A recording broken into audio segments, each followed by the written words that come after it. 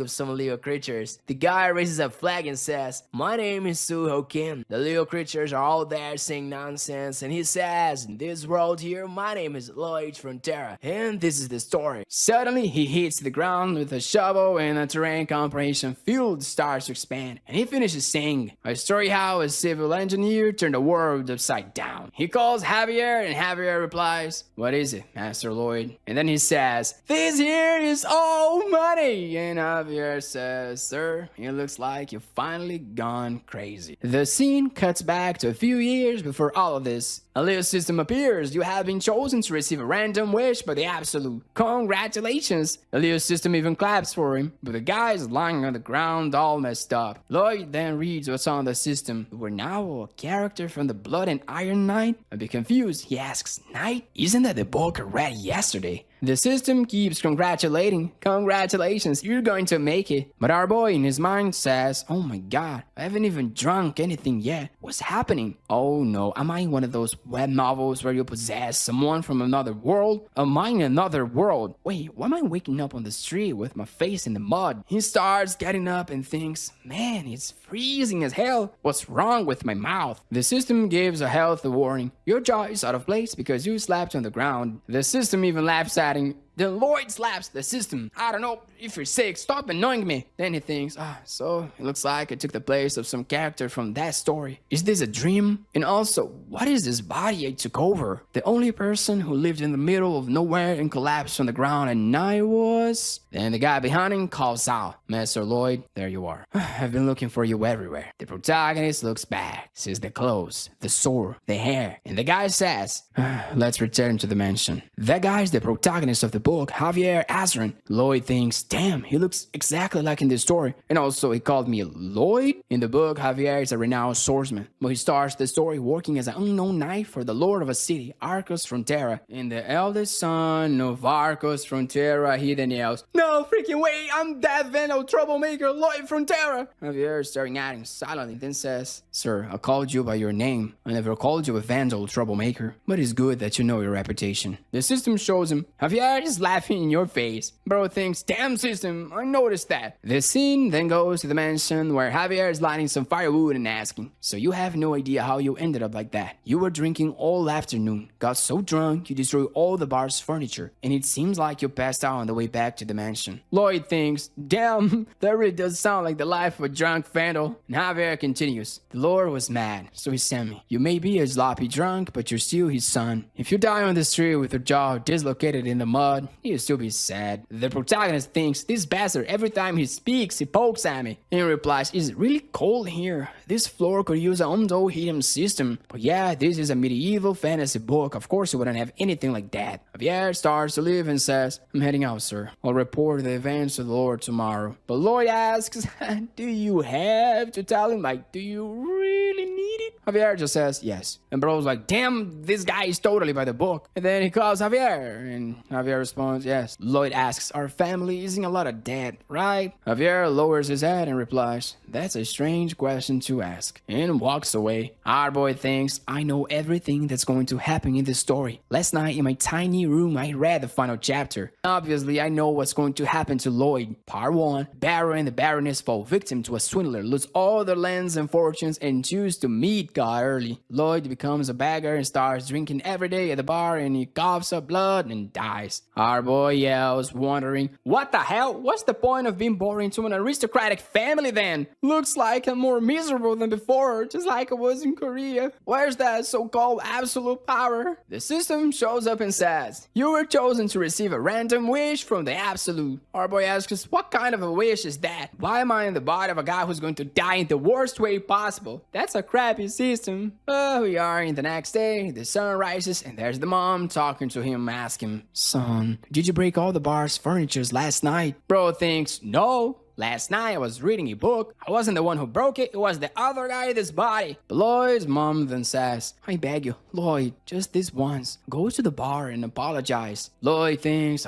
looks like I'm going to have to clean up the mess the owner of this body made. And replies, "All right, I'll do it." They both get startled right away and he gets pissed. Couldn't they just trust me a little more? But now we're walking through town. A guy's fixing up his little cart, putting some wheat in it, until he sees Lloyd and Javier coming and he hides fights. The protagonist looks and thinks, dude, what this guy's doing? Then he looks around and everyone in town that sees him runs away. A kid in the window peeks out and someone pulls him back and says, don't look at the guy. They shut the window and then the system gives a notice. The villagers hate you. Our boy replies, yeah, I noticed. Then he asks Javier why he's following him. Javier replies, the Lord asked me to score you to avoid what happened yesterday from happening again. Lloyd replies, score me? There's someone out there trying to kill me. Javier replies, not exactly. I'm protecting the villagers from you. Then the protagonist says, so apparently I'm like some kind of a gangster, and thinks, damn, the first thing I'll have to do is clean up this guy's horrible image. That way when I become a beggar, at least I'll be able to ask for food. But if I could settle my family's debts before that, I'll be able to live so peacefully as the heir of a baron's nation. It would be so sweet, so comfortable to grow old in such a nice way. And then he calls the system and asks, don't you have any broken skill, a cheat or something for me? I've got nothing. And the system notifies, Lloyd's ability, human trash. Passive skill, makes everyone frown when they see him. Ability 2, drunken troublemaker. When this ability is used, you become complete trash. Our boy starts doing some air slashes thinking this damn system, but Javier's watching him, asks where he was going. Our boy doesn't understand, and then Javier says, the bar is here. Or were you lying when you'd say you'd apologize? Lloyd replies that no, he was just thinking about something else. And Javier is staring at our boy, who asks us, what is it? Javier replies, nothing, let's go in. Bro open the door saying, excuse me, and Javier already noticing something strange and thinks, something is different since last night. It's like he's a completely different person. Miracle Man was like,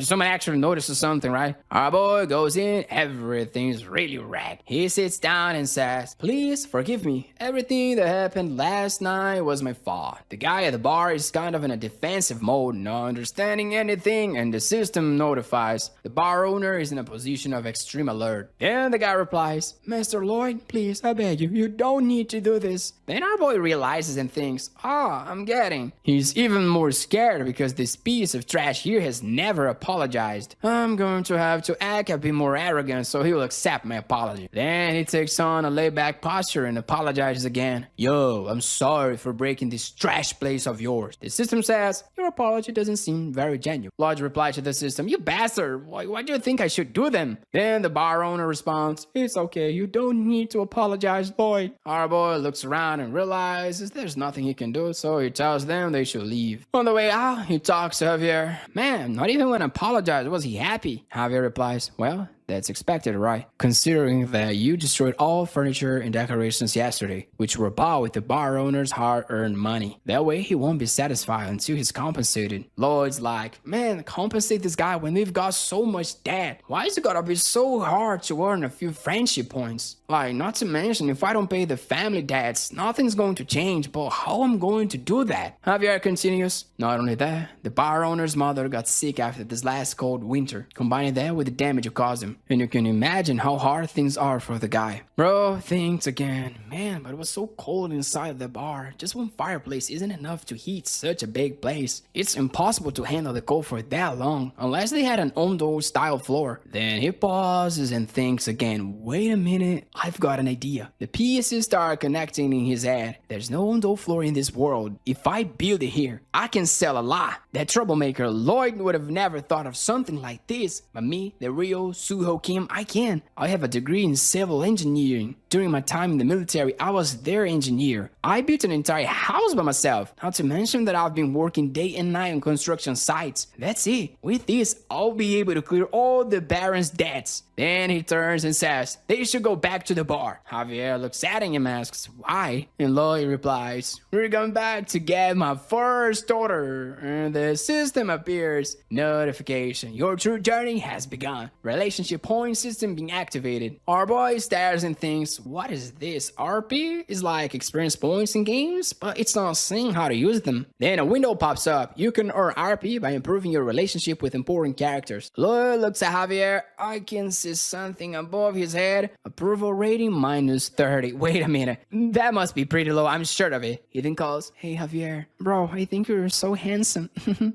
Javier just replies, yeah, I know. Hey, bro even loses a point. He thinks, damn it, why did I lose a point? You know what? Forget it for now. If I try to rush things, it's just going to get worse, it seems. So, yeah. Back at the bar, Lloyd is talking to the owner. So, you're the buyer and I'm the builder. I'll deduct all the damage caused from the construction cost. Now, sign here. The guy's just staring at him. And the system notifies. The bar owner is looking at you with deep suspicion. Harbour's like, no one trusts this guy here. But my big plan can't fail right at the start. I didn't want to handle it this way, but looks like I have to use my troublemaker image. He looks at the guy making a face. Yo, why aren't you signing, huh? We're always running into each other around here. How about you trust me just a little? And the guy's scared Howard starts signing. Looks like it worked. And the system then says, you're a total trash. Lloyd replies, why'd you want me to do it? In the end, I've got my first job. And then he says, you made an excellent choice, sir. You won't be disappointed. Well, Javier is just watching and think this guy is strange. Outside, the protagonist thinking, alright, it just needs to be cozy. I don't have to be precise with my measurements. But Javier calls out and asks, Mr. Lloyd, are you by any chance inventing new ways to cause trouble? He looks over and replies, you're not as understanding as you seem, Have you ever heard of cognitive distortion? Javier confused, cognitive distortion? Lloyd explained, yes, that's right. It's when you believe someone would do something just because they did the same thing in the past. Is the distortion caused by prejudice and negative thinking stuck in your head? Javier replies, no, that's not prejudice. That's experience based on statistics. Our protagonist then says, are an experience and statistics all from the past? Javier is thinking, damn, since when he's liberating conversations? And then our protagonist says, I'm going to make both of them smile. The bar owner and his mother, they're going to smile, I'm sure of it. Because those smiles will be the foundation of my money-making machine. He throws some dirt away, pats it down, and repeats. And then explain the wood came from the Barron State warehouse. The house is going to have a pretty traditional shape. It's a 49 4x4, that's it. He pulled the clay from the river to finish the walls. Then he collapses to the ground thinking, oh damn, this body is way too weak. Javier says, wow, it actually didn't take that long. And our boy replies, it took a whole week. What do you mean? Javier is thinking, he's really building something. Where did he learn this? Is he actually planning to honor the deal with the bar owner? No way, right? This is the troublemaker Lloyd Frontera. The protagonist gets up thinking, oh, it hurts, man, but no time to rest. Let's go. One more. He lifts the axe again, loses balance, but Javier grabs his hand, pulls the axe away and asks, alright, what do you want me to do? Bro instantly replies, yeah, I need some thin little piece of wood, each about the size of 2 hands in length, 1 hand in height, and the thickness of a finger, got it? But bro, Javier already throws the wood up, grabs the axe, chops everything, and it all falls perfectly to the ground. Lloyd's impressed. Yeah, thumbs up, bro. Nice.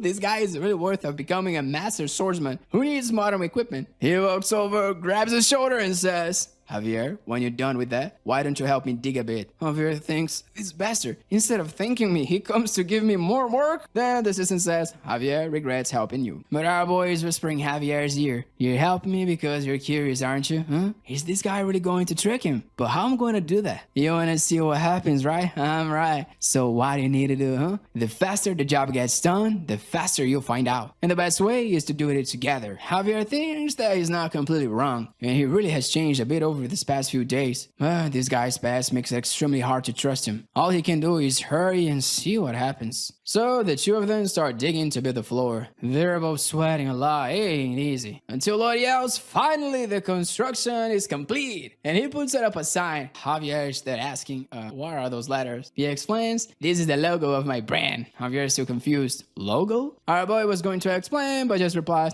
never mind. Then he calls out, should we find out what kind of a scam I pulled on the bar owner? Javier is just staring. But he lights the outdoor fire pit, which sends smoke onto the floor. And then the bar owner and his mother are there. My dear, this is so nice. It's so cozy here. Oh, my stiff joints are relaxing and melting. The owner is impressed, saying, damn, how can a floor be so warm? Lloyd thinks, yeah, this kind of thing must seem bizarre to the people of this world. For then, a known floor is like magic. Then the bar owner says, oh, wow, thank you so much, young master. It's been such a long time since I saw my mother father smiled like that. Javier is shocked, thinking, Baron and his mother. They smiled, just like he said. What is going on? As if the change in the way he talks, his mannerisms, and how he walks weren't already enough. Now he's working hard and keeping his promise to the people of this land. Did he really do this just to make those two smile? Nah, there's no way. Lloyd Frontero would never do something like that. But somehow, it happened. Those two are smiling now. The system notifies your approval rating with Javier has increased by 2 points. Current rating, -29. You gain 36 relationship points for slightly improving your relationship with an important character. The protagonist already looks at him and says,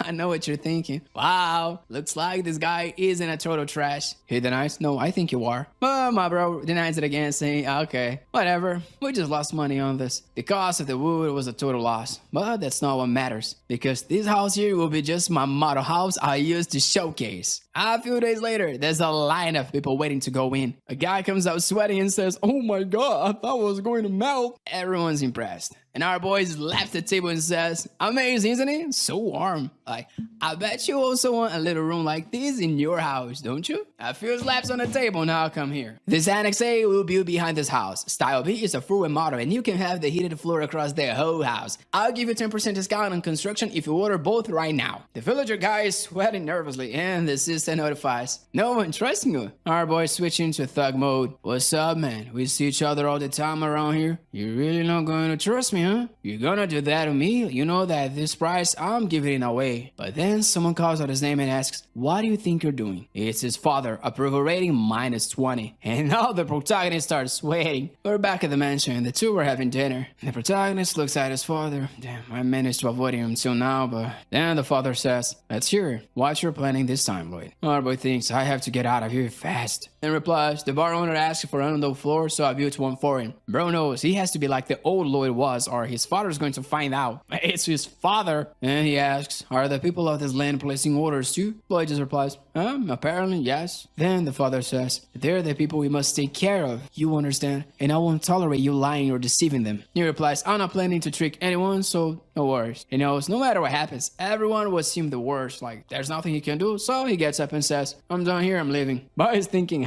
I need to get out of this place. As he turns away, the father asks, is this because of our family situation, Lloyd? You have eyes here, so you must know what's going on. But don't worry, I'll get us out of this mess soon. Don't get too involved in these things. The protagonist looks back and thinks, I've heard those exact words before. And then he remembers what seems to be his father saying, Suho, everything's going to be fine, don't worry. This is nothing, just keep your head down and study hard. But now he's like, I really believed everything would be fine. Liar, I know you won't be, and I don't want to live a miserable life again because of this stupid money. Then he tells his father, please don't give up, because I won't either. And leaves thinking, back then, a few years ago, I also wanted to say those words to my dad.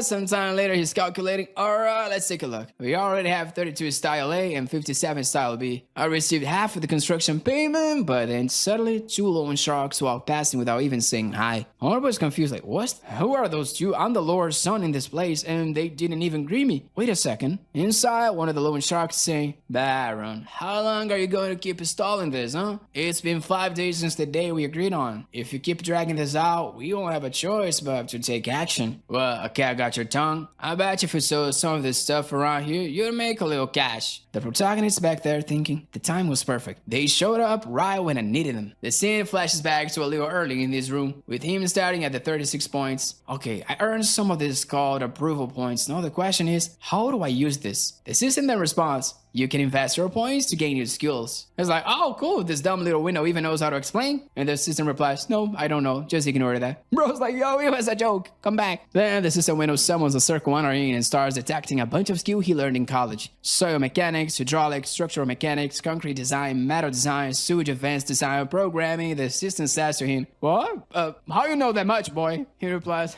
don't say those things, alright? I'm a college grad, cry about it. The system then explains, the available skills are based on existing knowledge. Basic analysis and basic design both require 15 and 20 RP. Our boy says, I can't really tell what it does just from the name. Well, I've got enough points, so let's click and see. He buys basic analysis and woo, a window opens and he can analyze the entire soil, the terrain, what's under and over it. Our boy's amazed. Like, I won't even need a GPS to analyze soil and all that. I can see everything with my own eyes. He activates basic design and already starts building a little house there. Damn, before this I had to work hard just to make the plans for those tunnels. This is going to be so good. Like, things are about to get a lot easier. But will Javier and I alone be enough to handle the whole construction? Would it be nice if I could summon, I don't know, like a tractor from a knowledge? The assistant says, if you want summon, there's something. Our boy's like, oh, really? And then it appears, the random summon system. Spend relationship points to summon a creature. Unique personalities, a wide skill set. Join the royal system now and receive your own companion too.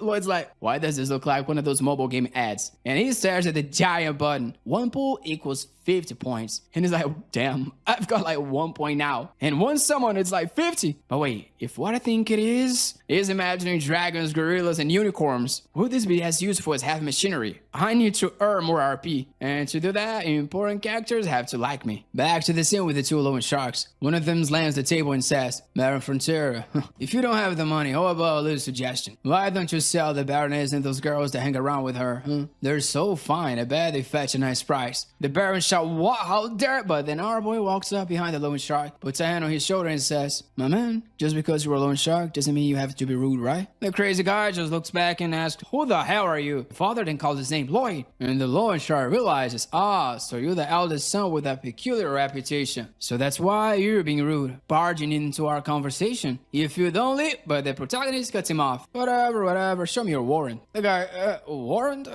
The protagonist continues, Royal and Noble House Act, Article 3, Clause 6. All nobles have the right to protect their interests since they're vassals of the king. Entering the residence of a noble family without a warrant is considered trespassing. That's one of the key clauses. The loan shark asks, what the hell are you talking about, boy? I never even heard of a law like that. Well, it's like, never heard of it. Then let's learn about it together. He calls Javier and tells him, cut off the arms of these intruders. Javier draws his sword and the loan shark shot. Whoa, hold on. We're gonna sue you all. Well, he says, okay, let's find out who's right. Let's see whose side the judge is gonna take. Javier had already drawn his sword and the loan sharks ran away screaming in fear. If you think you get away with this, you're gonna regret it. Boom, the two of them run and slam the door. But the Baron asks them, what did you do? We don't have the money to keep stalling any longer. But that's when our boy slams something on the table and says, I was planning to hand this over after I collected the money from all the orders, but this here should be enough to cover part of this month's interest. The Baron's confused and says, money from the orders? You're collecting money from our people, extorting them like this. Javier interrupts and says, don't worry, sir, I'll make sure Lloyd finishes every order. And now the Baron's like, whoa, looking at Javier's expression, it really seems he trusts him. Lloyd then says, we're heading out, and they leave. Outside, Javier asks Lloyd, how did you know about that law? I always thought you were ignorant. He replies, I just read it somewhere. Happy? Thinking, yeah, I really did read somewhere.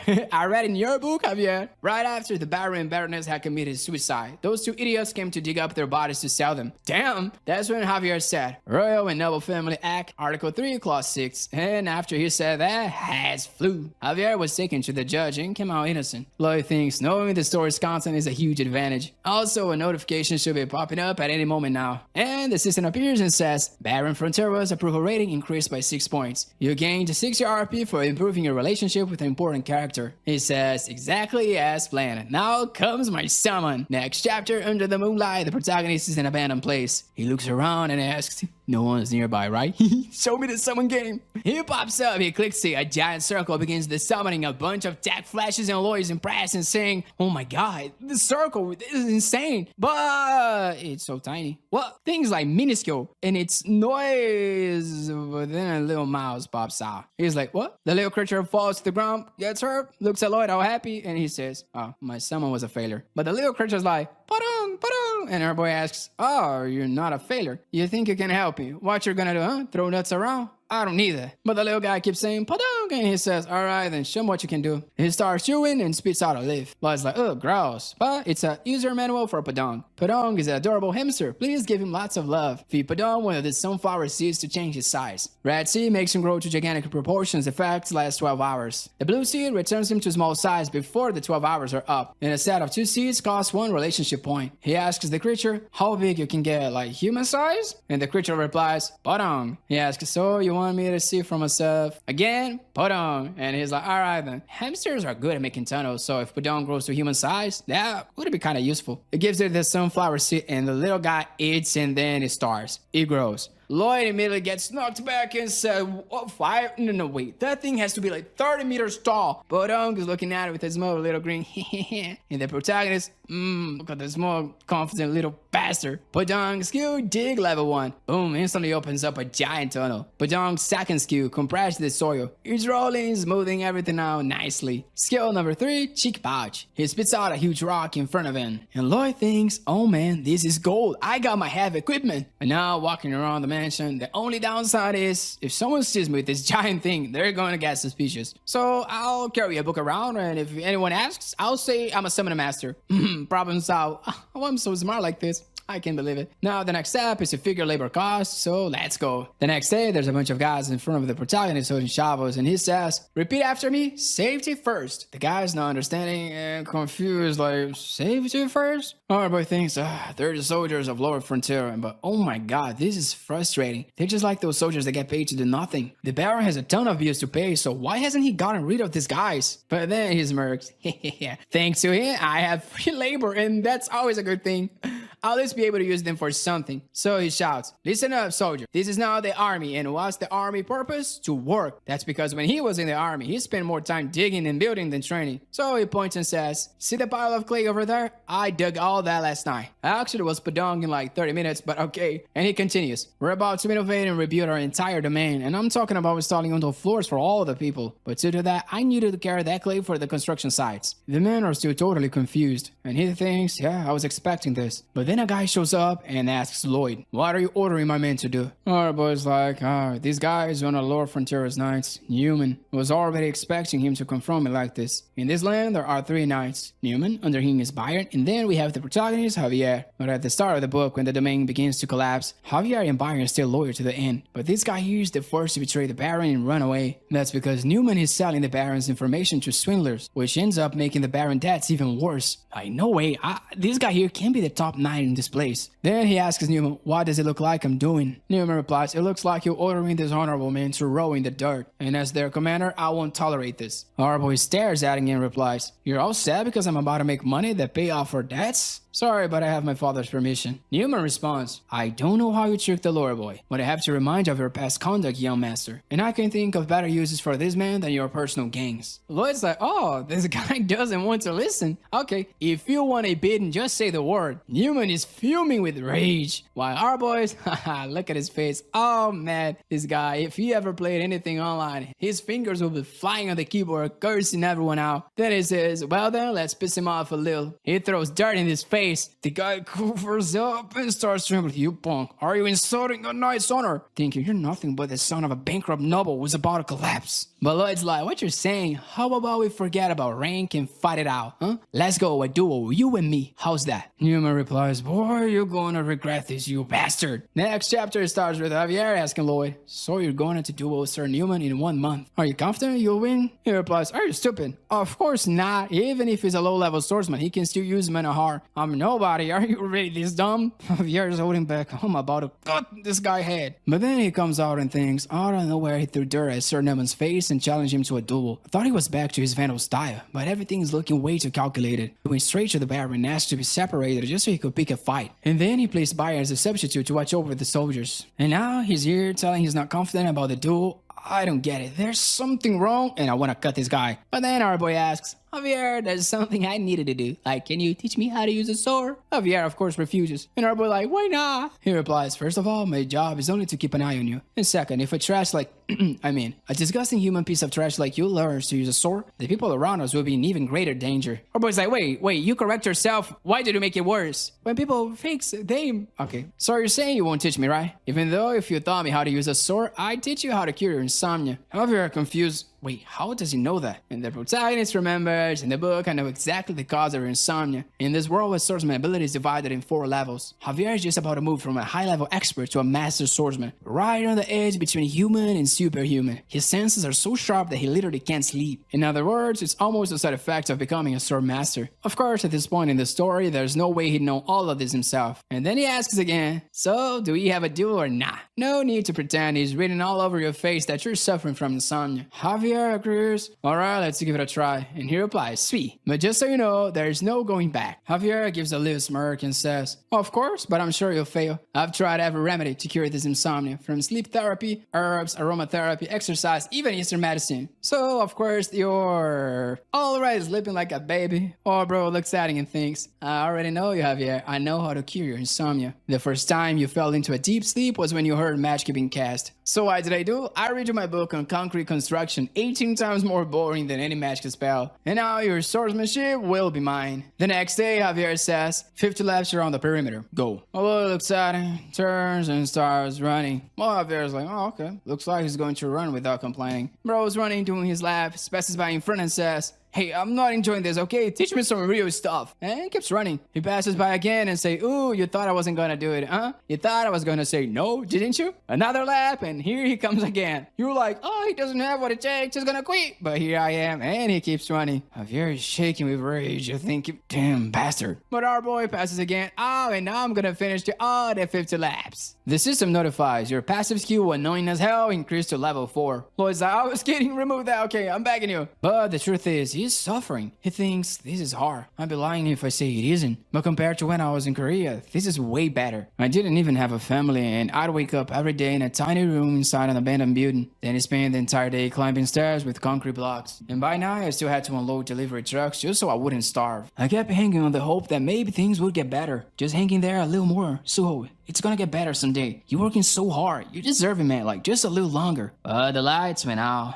And that's when the protagonist realized that life, it wasn't going to get any better. Compared to that pain, that despair, this is nothing. Then Javier says, well, if you're that determined, I'll teach you my sword fighting skills. Boom, notification. Your approval with Javier increased by 1 point. Curry minus 28. You gain 18 relationship points. Back at the castle, the father is talking with Newman, the guy who dueled Lloyd. Our boy father says, I can't believe he disrespects you like that. Like, you've protected our family for 5 generations. I thought he was starting to wake up to reality, but I guess I was wrong. And I have no just cause to stop this duel. But as my heir, I only ask you one thing. Don't go too hard on him. Like, don't hurt him too much. Just wake him up to reality. Newman replies, very well, as you wish, my lord. But he's thinking, duels don't always go the way we want. If I accidentally chop that punk's head off and kill him, what if the Baron gets mad? I'll just cut the Baron and cut the Baroness and pretend it was an accident. Bro, you can't be cutting everyone and saying it's an accident. That's not how it works. And everything is going exactly as planned. I'm gonna get out of this tiny village and finally enter the real world.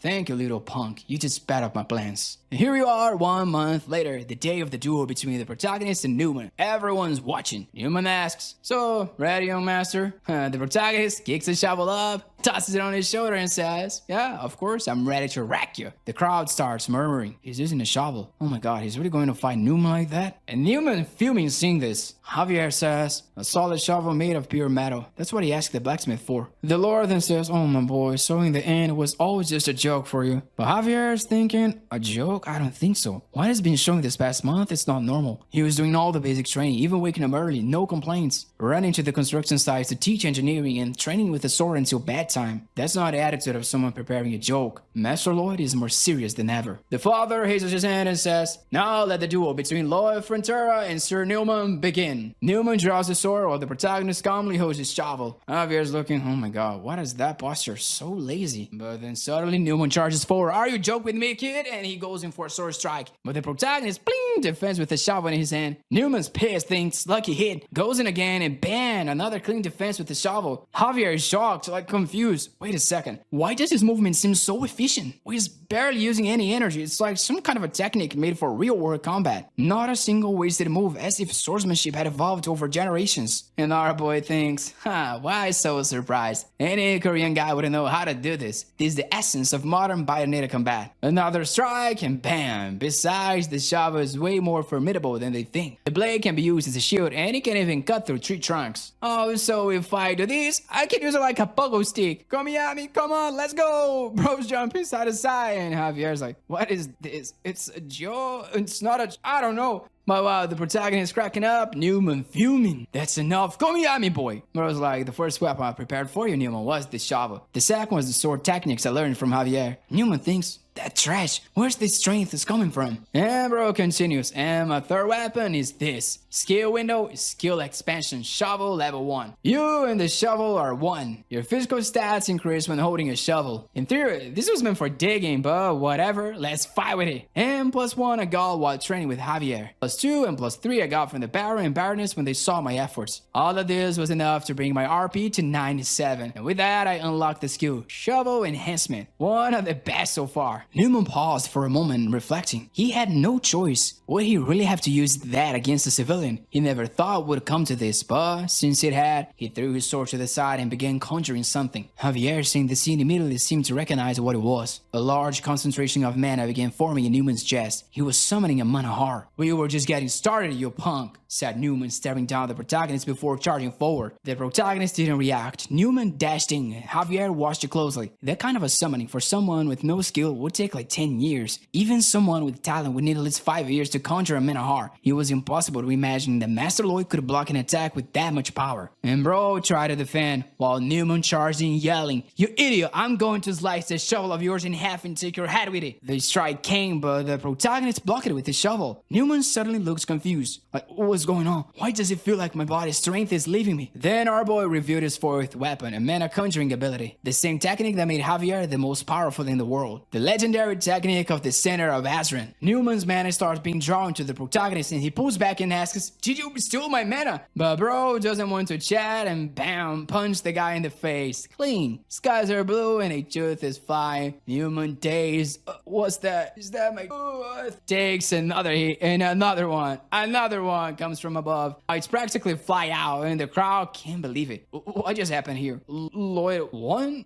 Wait, something is not right. The father then declares, "I hereby declare Lloyd Frontera the winner of this duel." Newman is stunned. What did he just say? I, Asura expert, lost this trash. And my bro replies, "Yo, didn't you hear? I won this thing. And now that it's over, it's time to give you a little beating." He raises the shovel and the father in disbelief, "Lloyd, what you doing? The duel is over." But there he goes, smack the guy, and the father's panicking. The guy rushing, "Master Lloyd, the duel is over." Buyer another night just thinks, yeah, he went insane. But Javier looks and thinks, insane? I don't think so. The protagonist says, all right, I'll stop, okay? He takes a deep breath and gets back to hit the guy, and then I shall stop, Master Lloyd, that's enough. Javier, in his mind, from my perspective, he's hitting all the most vital points on this guy's body. His face is completely calm. It's like he can predict every move and every event about to happen. Like he already knows everything. Scene shifts to the moment the protagonist asked, "Hey, teach me that center of Azran technique." Javier startled and a bit speechless. And bro's like, "What's with that face? Like you trying to run from the cops? Did they ask you to steal something or what?" "I'm talking about the technique that pulls mana from the surroundings instead of using your own, right?" Javier asks, "How? How do you know that?" Thinking that's a technique I haven't told anyone about. And it's not even completed yet. Lloyd replies, you talk about in your sleep. When I'm telling you bedtime stories, you start talking about it. Yeah, that's what happens." Javier is doubting, why does he feel like he's lying? But truth is, outside of that moment, there really wouldn't be any other way he could know. He replies, "I'm sorry, but I can't teach you that technique because it's still not like cuts him off. It's not complete. So that means if I help you complete it, you'll teach me?" Javier responds, "Yeah, if it's possible, yes." But he's confused. Why he's so confident all of a sudden? Now, Lloyd sets his sword on the ground and asks him to listen. "I think you're trying to pull in mana from the outside and merge it inside your manahar, right? Which makes your own manahar kind of go boom and then leak it, get it? Pretty obvious, isn't it? For your manahar, it's like the external mana is a weird object, you know? What you need to do is change how you interpreting it. Don't try to mix the outside mana into your manahar. You need to condense it near it, but keep it separate. Then make the outside mana rotate around your manahar like a supporting gear next to the main gear, you know? They're one, but separate, understand?" Javier, yeah, I think I get it. I just know what the gear thing is, but Master Lloyd, how did you... Lloyd interrupts. I was just saying some random stuff, thinking out loud. Did that make any sense for you? Oh my god, you're so smart, Javier. Bro, Javier is just thinking, there he goes with that face again. He knows something. And then just like that, in a single moment, he was able to perfectly master the center of Azran, the one he'd be struggling to complete. On the first try, he managed to form 3 circles. With a bit more training, probably got a 4 to 5, maybe even more. With that, our boy gained 5 approval from Javier, and he said, says, what do you think? Just don't go think that I need to learn the mana heart. I'm not interested in that. I don't want mana from the air, just like someone else's mana. You get me? And now Javier is thinking, Master Lloyd said that with this knowledge he would defeat Sir Newman, and he beat him easily. The father then says, Lloyd, are you not listening to me? I told you to stop. I won't tolerate you continuing to stain a knight's honor. Well, Lloyd replies, the honor of this knight, my lord. Take a look under this table, and then tell me if those words are still fitting for this guy. The father, surprised, checks under the table and sees some letters. What is this? And before he can even react, our boy speaks up. These are letters exchanged between Sir Newman and Tortoise, the guy who scammed you in that land deal. Financial records of our territory, your preferences, his plans to forge documents, it was all discussed in those letters. Newman is trembling. Oh, how did he find that? I hid them inside the walls. I think Javier find this later in the book. I just asked Podong to search around for them last night. The father collapses backward, while our boy thinks, yeah, he really is a kind man, just like he's described in the book. Anyone else have already demanded this guy's head. I'm sorry, but a good leader and a kind leader are two completely different things. Then he says to his father, you must be wondering how to deal with this guy, right? I'll offer a little something. The father asks, what is it? He replies, let's throw a rat on his head. If he gets hurt by the rat, we exile him from the land. Otherwise, we demote him to soldier and give him a chance to repent and pay for his actions. What does my lord think? People are confused. A rat on the head? Why is he doing that? Sir, no one would never get hurt by a rat. And the father thinks, I get it now. He's trying to give Sir Newman a chance to make up for what he did, while also making it clear that if he slips again, there will be punishment. Such a good idea from Lloyd. A man standing next to Javier says, that's smart. So generous. Plus, it sends a message to everyone. The father then says, very well, let's do as you said, Lloyd. Sir Newman, do you have any objections? He replies, no, I'm very grateful for such a mercy. Our boy, here's my mercy say. When we offer mercy in a merciful way out, do people change their hearts and feel remorse? Never. What's wrong with him? He's so weak. This kind of people only got worse, more malicious, and start coming up with even more plans to take you down. Newman in his mind, oh, you gonna regret this, Baron Frontier. I'll get revenge on you and the cursed son of yours. Ha ha ha. But our boy sees him smiling and says, oh, it's nice to see that smile on your face. Too bad it would be the last time. The guy's confused, asks, what do you mean by that? And he replies, what do I mean? He tosses Podong in the air while fitting him and answers to Newman, the best way to grant forgiveness is to remind everyone that there's no forgiveness at all. Podong eats, grows giant, the crowd's done, and he says that with that, the rotten apple of this place is gone. The next day, Podong is digging all over town, making tunnels, and Javier asks Lloyd, what is Podong doing, sir? He answers, he's digging a road. Now that those formerly useless soldiers are finally looking like a bunch of construction works, the real work can begin. There was an ancient city called Rome that was absolutely admired for its roads. The method they used to build their roads, I'm going to use that from now on. This road will go from the base of the Lord's mansion all the way to the eastern mountain base. Javier asks, why a road now? He explains, just wait and watch. I'm going to put this on the world map. Javier calls out him and asks, where did you suddenly get all this knowledge from? You beat a hidden system no one have ever heard of, and you summon a high-level creature out of the nowhere. Are you really Master Lloyd? Oh, system alert. Danger, Javier is suspecting your identity. Bro's sweating. Oh my god, while Javier is just staring at him. And he remembers, knowing Javier's personality from the book, if he finds out I'm someone else who took over this guy's body, he'll use that sword on me instantly. But no reason to panic. I have a special skill for moments like this. He replied,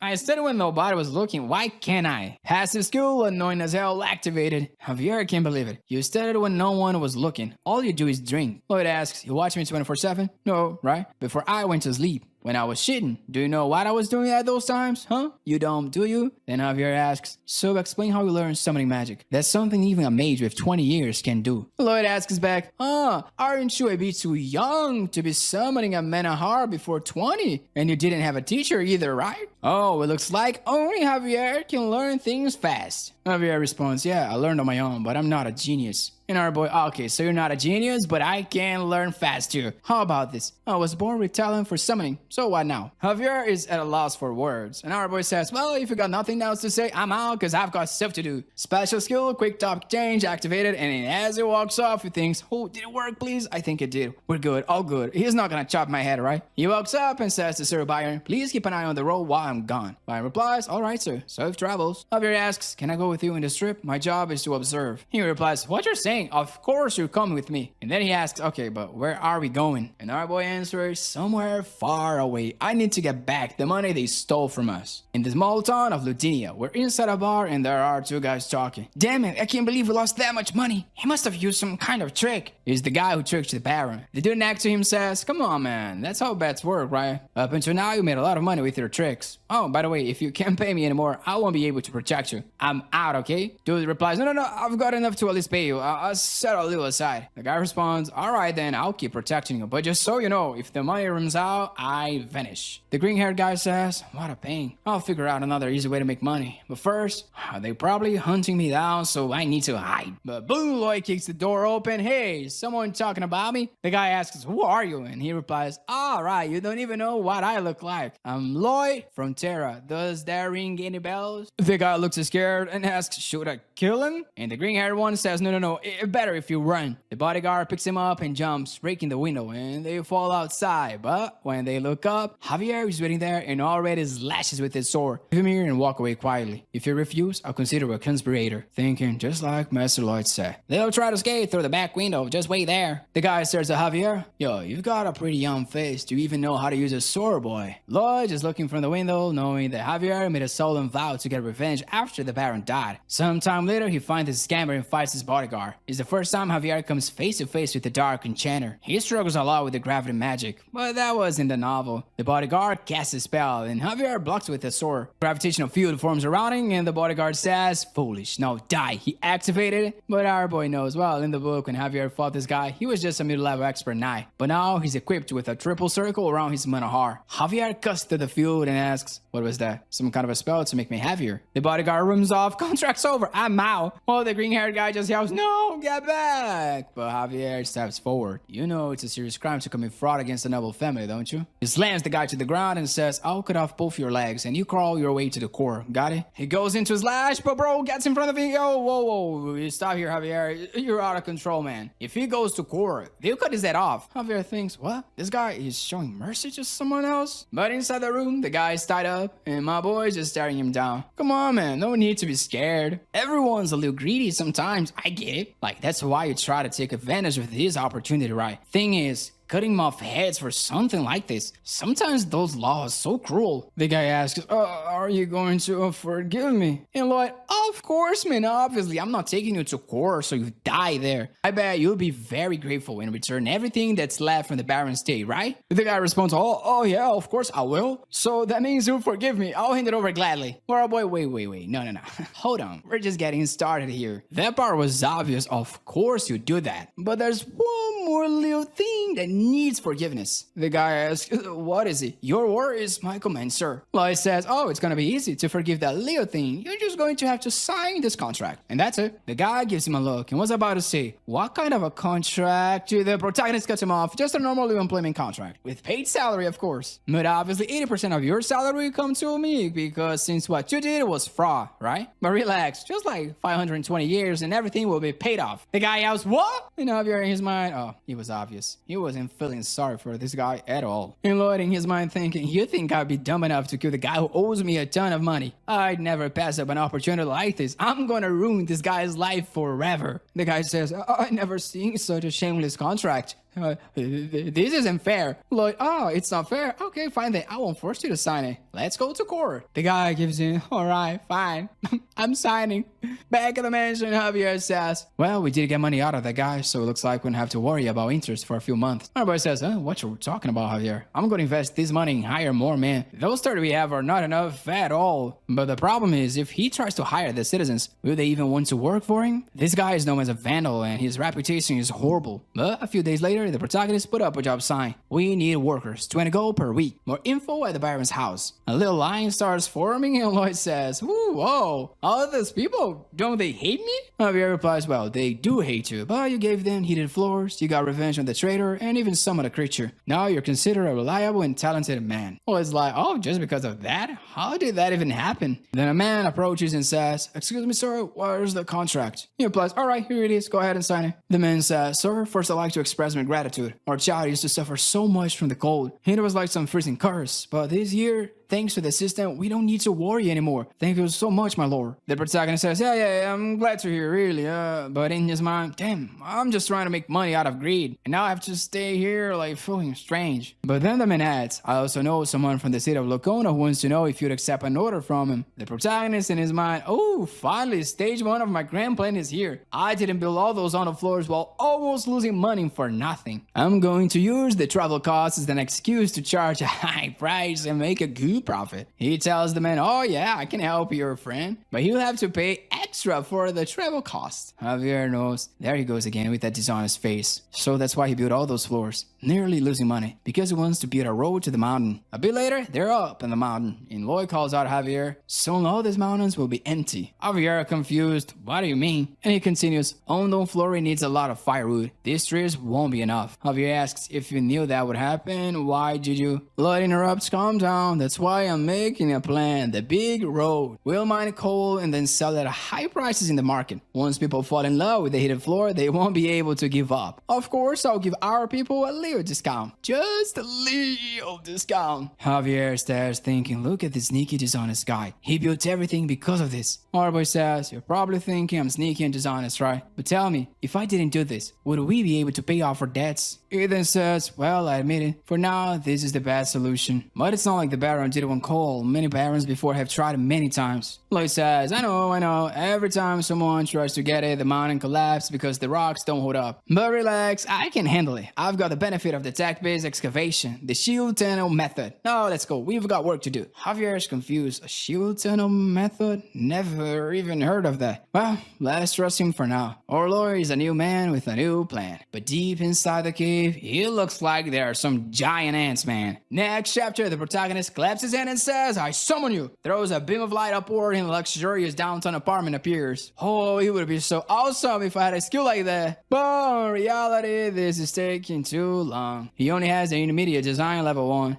Would it be nice if I could summon, I don't know, like 100 undead workers or something. Then I wouldn't have to pay anyone. The assistant up here and says, hey, not enjoying it? You can always go back to drawing by hand. And he replies, no, I mean, like, I love those skills. Well, with the Newman incident, I gain a ton of approval from the Baron, from Javier, from Bayern, from the Baroness. I got like 639 points. And with that, I started going on a streak of leveling up, unlocked all my basic planning and research skills, and gained a bunch of new abilities. He stands in front of the tunnel. Alright, now I need to get into this. Intermediate research skill. Let's take a look 5 meters ahead. I should be able to find a safe path for us. The problem is we need to dig this out as fast as possible. The bad part is humans take too long and get tired too easily. Podong is in bed, exhausted from building the road. Even if he recovers, he's too big. It would be too risky. I got it. I know what I need to do. It's time for another summon. I've got plenty of points, so let's go. He clicks in and look who comes out. Little snake. The face plants onto the ground. The snake says, bango, bango, and Lloyd goes, what the heck? Is it for assassinating people? Maybe it's venomous. Well, looks useless from the outside, but Podong looked useless too, and he was like super helpful. He asks, can you grow big with the sunflower seeds? The creature nods yes. Do you have any special abilities? Nods yes again. Can you show them to me? And she agrees. A few weeks later, step 1. In front of their shaded tunnel, Bango is digging and eating all the dirt.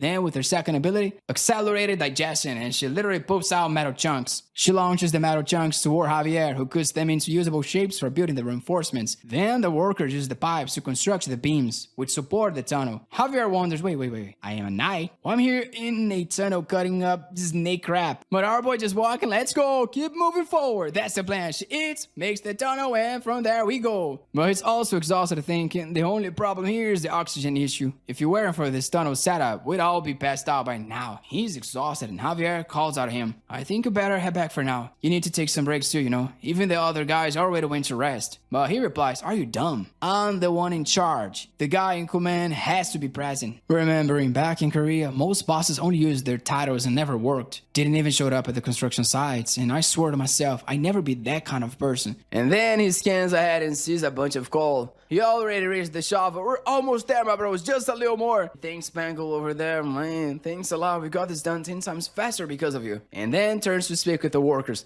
Listen up, folks. When we reach the coal layer, we're going to have to remove the shield and start widening the mining area. It is still really dangerous, so nobody can relax. Besides, then the wall behind them starts to move. Stones begin to fall. And Lloyd's like, what's going on? The metal shield here is solid. There's no reason for that to fall. He scans it. A hole? That wasn't there before. It's over, man. A big ass ant pops out. Javier just in time clicks and saves him by cutting off the little horn. But our boy immediately smacks on the head with his shovel and thinks, this thing scared the hell out of me. Damn, this wasn't in the book. What's going on? Wait a minute. Why I'm just standing here? Ants live in colonies. And bro, he had reached the nest. And look at the size of those babies. Everyone starts running away in panic and Javier is trying to save, and our boy thinks, what the hell? How many of those are there? 200? 1,000? If this breaks out to the surface, it'll wipe our entire city. Well, Javier will be able to hold them off? No, it's impossible. There's not enough oxygen to fight. Without dynamite, there's no way to bring this tunnel down, and even if we do it, they'll dig out through quickly. What do we do? What do we do? Pow! Javier slaps him in the face and says, wake up, Lloyd. You can't be consumed by panic. He shouts back, you're crazy. I'm not panicking. I'm trying to come up with a plan. So Javier says, then think fast because I won't be able to hold this much longer. Our boy's thinking, yeah, an ant nest, coal, a tunnel. Hold on, I've got an idea. That's it. And he calls out Javier saying, we're gonna have to go into their nest now. Javier knew they're screwed. That was a ridiculous idea, but he must have some reason for it. And the two of them head into the nest. The next chapter starts with someone warning the barrow, my lord, big ants, we got a problem. He's surprised. Whoa, wild ants? What happened? Lloyd, what is going on? He answers,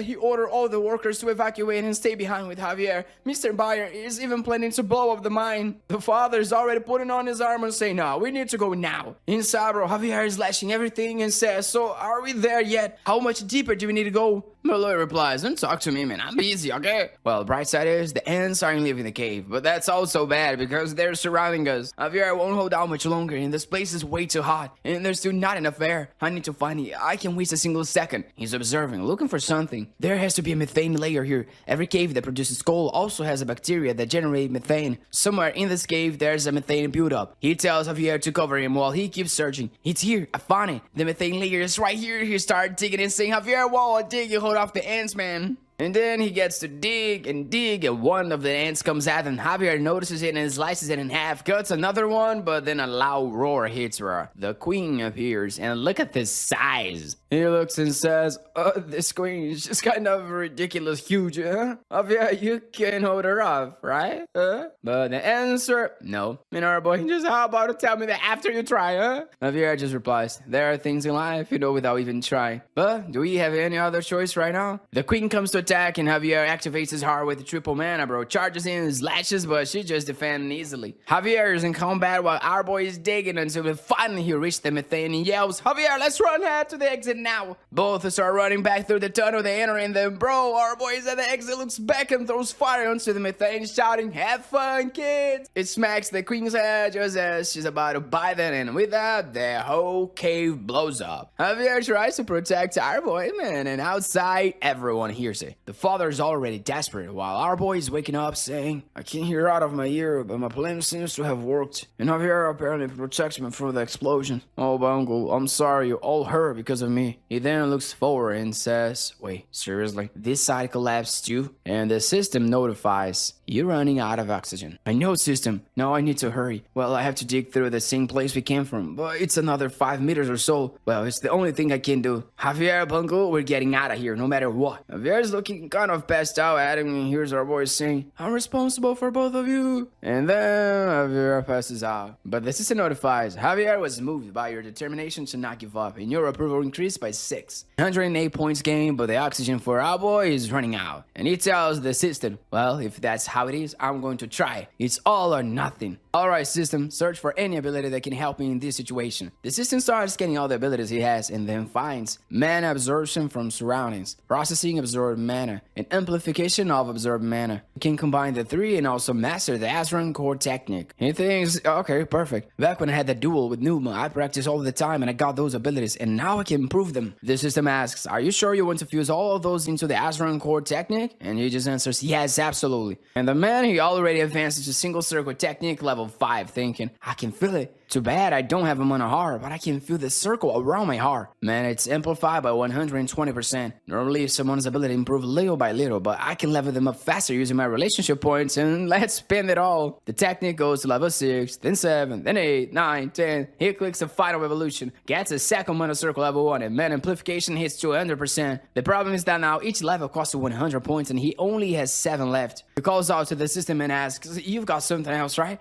That thing I got when I was leveling up my design skills. The system, well, you have the energizers, which lets you work for 10 minutes without getting tired, and the latent mana power, which can triple your mana for 20 seconds. Both can only be used once a day. Our boy thinks, alright then, here we go. Energize, like dig this out. And with the oxygen running out in his mind, he's just, please, just a little more, one more hole. Oh, okay. If I can just make one hole, oxygen will come in. Dig, oxygen's running out in his mind. He's like, I'm getting there. That's it. If I get there. He digs a bit more, and Javier and Bungo is still lying there. More digging, but the oxygen is already on the red. Oxygen almost gone, 3 meters left, but then our boy falls to the ground, and the energizer hit its 10-minute limit. Then our boy activates the latent empowerment, grabs the shovel again, and dig, 30 centimeters left, 20 seconds, oxygen's running out, and then our boy collapses to the ground again. Damn. He thinks, I just wanted to live a quiet life as the son of an aristocratic family, and now I'm lying here. I'm so close. I just wanted to live peacefully as a noble son in a remote area. But just as he's about to pass out, he hears some pebbles, and look who shows up, man. Podong opened a path, and with that, he gets a breath of oxygen. Let's go, Kim Suho. A peaceful and noble life is waiting for you. The knight and the father are entering the cave to find them, and the knight says to our boy's father, it's dangerous for us to go further. Then he replies, so go back first. I'll go to the end of this. But right then, he sees the two of them arriving in the depths. The protagonist carrying Javier totally wiped out, and the little system says, you've surpassed the limits of your body with incredible improvisation skills in extreme situations. The crucial use of the Asura core technique causes it to be enhanced. Skill 3, energy saving mode. Even when exhausted, the effects of the Asura core technique will continue. The father then runs in, shouting our boy's name, but the moment he hears his father, he just passes out in his arms. Nightfall, day comes, and other people in the city are all talking. Dude, did you hear about Master Lloyd? I thought he was just some drunk vandal, but looks like I was wrong. I heard, man. My nephew works in the mines, and he saw with his own eyes. When the wild ants showed up, he didn't hesitate to evacuate all the workers first. Oh, is that true? Oh, yeah, man. He stayed there with Javier. I heard they killed all the monster ants, and after killing them, he still brought Javier out in his back. Yes, that's true. Damn, that's really different from the Lloyd we know. Lloyd is lying in bed with Javier next to him. He starts to open his eyes, and Javier greets him. And then comes the system message. All the citizens of the city of Frontera, deeply moved by your heroic act, and send their praise. Our boys just like, what's going on? And the system says, you've been rewarded with a large amount of bonus RP. And then bro jumps from 7 to 507. He looks at it and thinks, who cares about being a hero? Oh man, but 500 RP, that's sweet. In the next chapter, back in the mine, everyone working until our boy shows up with Javier, and everyone's calling out, Master Lloyd, good morning, Master Lloyd, thank you so much. Kind of confused on how to react, so he's just, oh, alright, sure, okay. The guys are all looking at him in admiration, thinking, my god, this is the guy who fought for us and risked his life. He's different from all the other nobles and aristocrats. He's like the personification of noble values. Our boy just,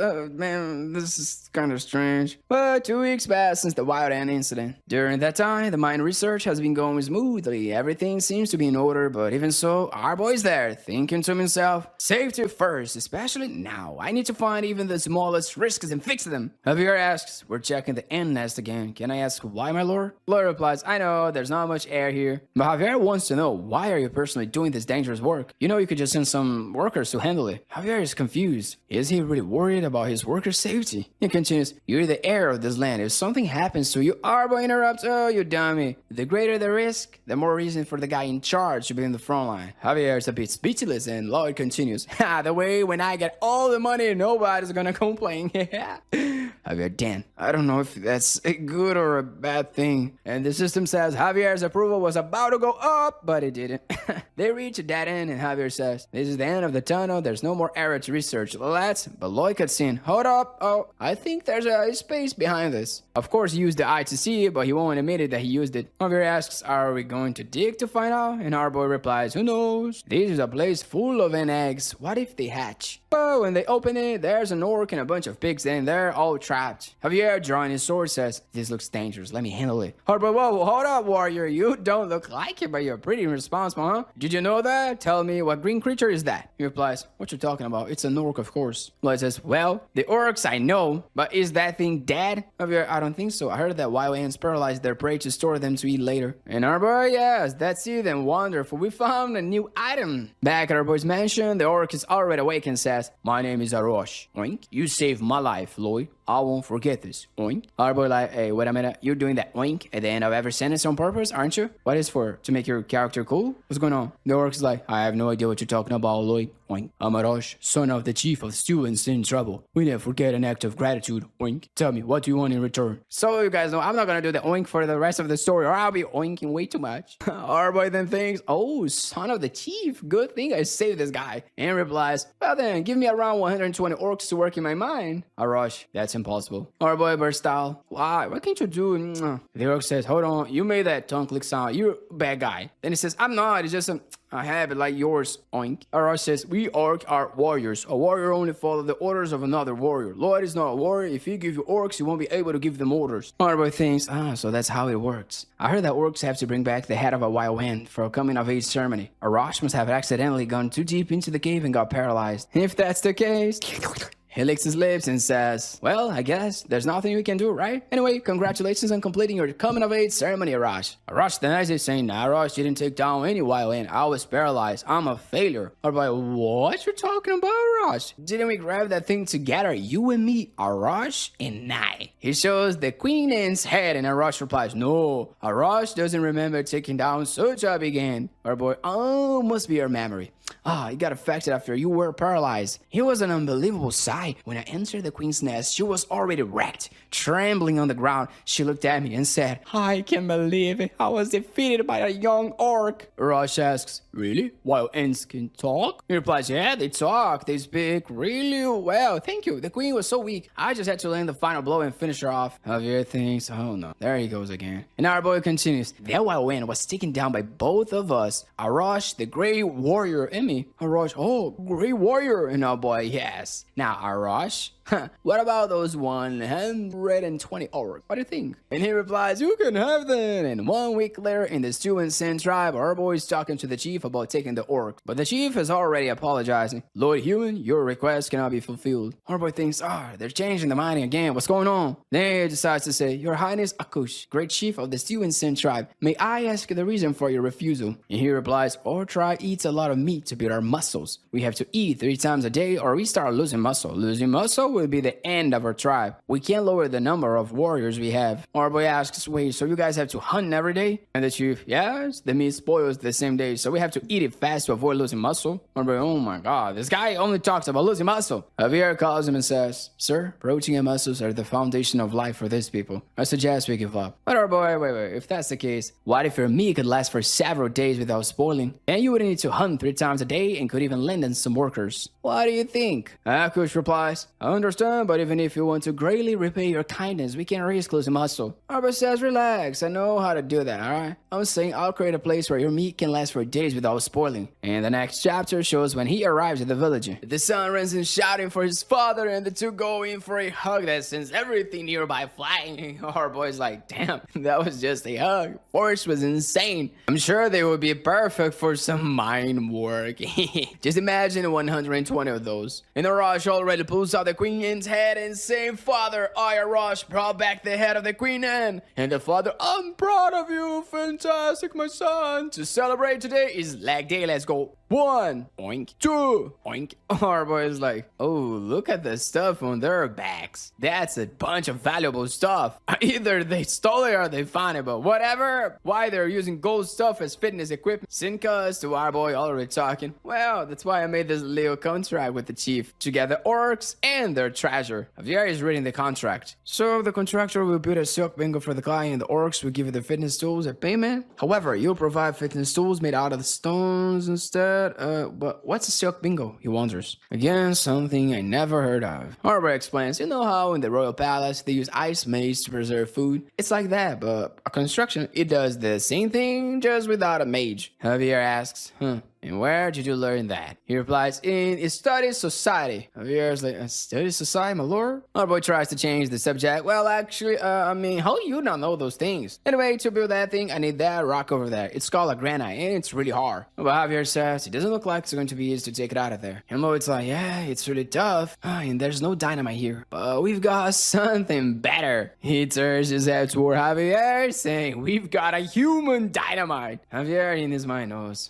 There he goes with that look. I just know he's about to make me do something. But Lloyd in his mind, he knows this part of the story. The city of Narama was trapped by a very powerful magic circle. And even though Javier was already a sword master with 4 mana circles, he couldn't do anything but watch as his mana got drained. Javier then draws the sword and says, I have to save them, even if it costs my life. And then without even realizing it, he created a lethal ability. One circle protects the Manahar, while the other 3 collide to create an explosion at the tip of the sword. Mana explosion. That's how he cut through the walls surrounding the city. From that moment on, Mana explosion would become one of Javier's main skills, along with the Azuran core technique. He was saying all of that to Javier, and now with his shameless face, he asks, don't you think you could pull off something like that? Javier replies, tell me the truth, sir. How do you know about stuff like this? He denies it. No, I don't know. I just thought like, wow, imagine if that happened. Look into my eyes. Do these eyes look like the eyes of a liar for you? Javier, yes. They look like the eyes of an extremely annoying liar. Our boy's like, oh no, I didn't know Javier had such a dark heart. Anyway, give it a try, man. Don't you think would it be cool to level up your sword skills? Javier replies, I know you just want me to level up so you can use me for something. Our boy says, what you're talking about? You and I want the same thing, so we both are going to win. Javier thinks, well, if it works, I'll benefit from it too, so let me try it. But Lloyd is like, oh, if this works, I'm gonna make him work so much. Javier steps up and analyzes, okay, let's go. One circle protects the Manahar, and then he uses the other 2 to create an explosion. He then plants the tip of his sword, and boom, an explosion goes off. Our boy, impressed, like, what? He pulled it off on first try? But Javier comes out in the middle of it, shirtless, all burned, and asks the protagonist, you knew this was going to happen, right? Lloyd replies, yeah, no. Sorry about that. Javier just says, whatever. Anyway, your ideas were right again, so now I probably have to do some job for you. But with that, our boy gains plus through approval and some RP. Javier then says, well, as you know, I'm a knight. The skills I learn are meant to be used in battle. Our boy says, okay, no need to thank me that much. Javier replies, I wasn't thanking you. But after that, construction moved really fast, and Javier cut the blocks and Pudong transported them. Then you got some guys carrying stuff, and an orc shows up saying, move. If you carry like that, you're gonna ruin your back. Let me show you how it's done. The orcs already lifted and tossed it on their heads. This is a great orc cult, oink. And her boy thinks, man, I didn't even ask orcs to help. They just showed up. A bunch of gymnastics looking for training. At this pace, we'll finish 5 times faster than planned. All we need now is some ice and insulation. Arbo looks at Javier and asks, the 5 guys were sent to get insulation. How many days has it been? He replies, well, 3 days, sir. Arbo says, damn, that's more than enough time for a round trip, isn't it? And bro replied, well, one of the 2 things happened. Either they're slacking off installing or something went wrong with those guys. Lloyd immediately stands up and says, let's go look for them. Javier blocks him and says, whoa, let me handle this mission alone, sir. We don't know what might have happened to them, and as the heir of this territory, Lloyd cuts. How many times do I have to tell you? I'm the one in charge, and I'm responsible for my workers. Javier sighs, alright, let's go then. Now, walking through the desert, he sees a glove and thinks, whoa, hold on. This is that special glove I made for our guys. And on the ground are the straw bundles they were going to use for insulation. Javier calls out to Lloyd and says, in that direction, there's something strange over there in Project Gorge. The way mana is flowing isn't normal. It's vague, but I'm not entirely sure. Harbour thinks, I remember there was an episode about that region in the Night of Iron and Blood. Then he suddenly remembers something, runs and says, Javier, we need to move faster. We can't waste time. Confused, Javier asks, are you suspecting something, sir? He replies, our man might be already dead. Next chapter, they're following the trail that was left behind. And they arrive in front of the Lupalan dungeon, a place Javier discovers at the start of the book, a secret hideout of a dark mage. Harbour thinks, that damn dark mage had the nerve to lay hands on my property. In this case, my soldiers. Violation like that deserves death. Javier is already heading insane, Sir, please follow me. Beloy calls out to him, and Javier steps on a room. Our boy saves him just in time from an explosion. Javier says, a magic mine? And our boy Javier, are you sure you were a knight? How do you not think there would be traps in a place like this?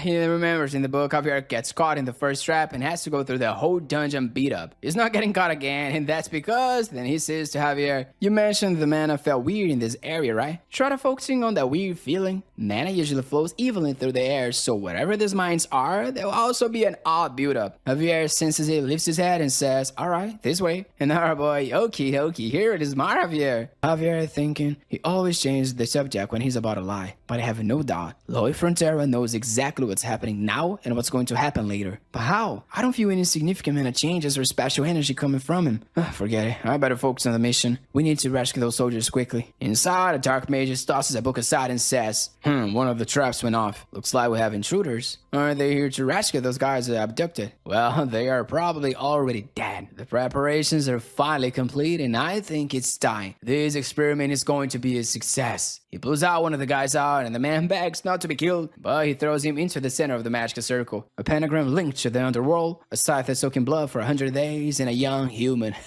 Perfect. He begins the ritual, but our boy arrives shouting, hey you there, you messing with my property, you know that? I'm gonna kill you just so you know. The dark mage gets pissed, casting magic thinking, what? There were more than 100 traps, how did they get through? But suddenly a metal glade closes in around him and the sleeping gas starts coming out. Our boy immediately holds his breath, but the mage cheers. I put his sleeping gas in there for you guys. You could take down an elephant and soon I'll have 2 more for a sacrifice. But our boy is holding his breath tight. He activates the energizer so there's no way he can feel any fatigue or tiredness. And he says, I don't even need 10 minutes, man. I've got energy to spare. Unlike back in that cave, and Javier, who's already tried every kind of insomnia remedy there is immune to all kind of sleeping medication. And everybody thinks, if I dig us out like this, but Javier looks at him thinking, just like a mole, I've got to make fun of him for this later when I get the chance. Our boy points, Javier plants the sword, triggers a man explosion, and boom, they dug their way out, man. The guy falls backward, and our boy already raises his hand, walks up to him, staring and says, look at you. Bet you didn't expect someone to show up like this, huh? The guy scared thinks, what kind of a monster is this? He starts preparing summoning pentagrams and says, my reincarnations have been failing, but I made this extremely strong zombie as a result of those failures. There's no way to even scratch him with that metallic skin. Our boy looks and says, I don't think this is gonna be easy. Javier, his weakness is, but Javier already jumped in his last cleaning with a man explosion, man. The monster split perfectly in half, and the dark mage is stunned. Even our boy is surprised, thinking, wait a second, use man explosion to cut that thing in half? That's not even in the book. The two were staring the guy down, who was like, I'm screwed. They're gonna kill me. There's no way I can take those two. And our boy comes up and says, you know you delayed my construction for weeks by kidnapping my guys, right?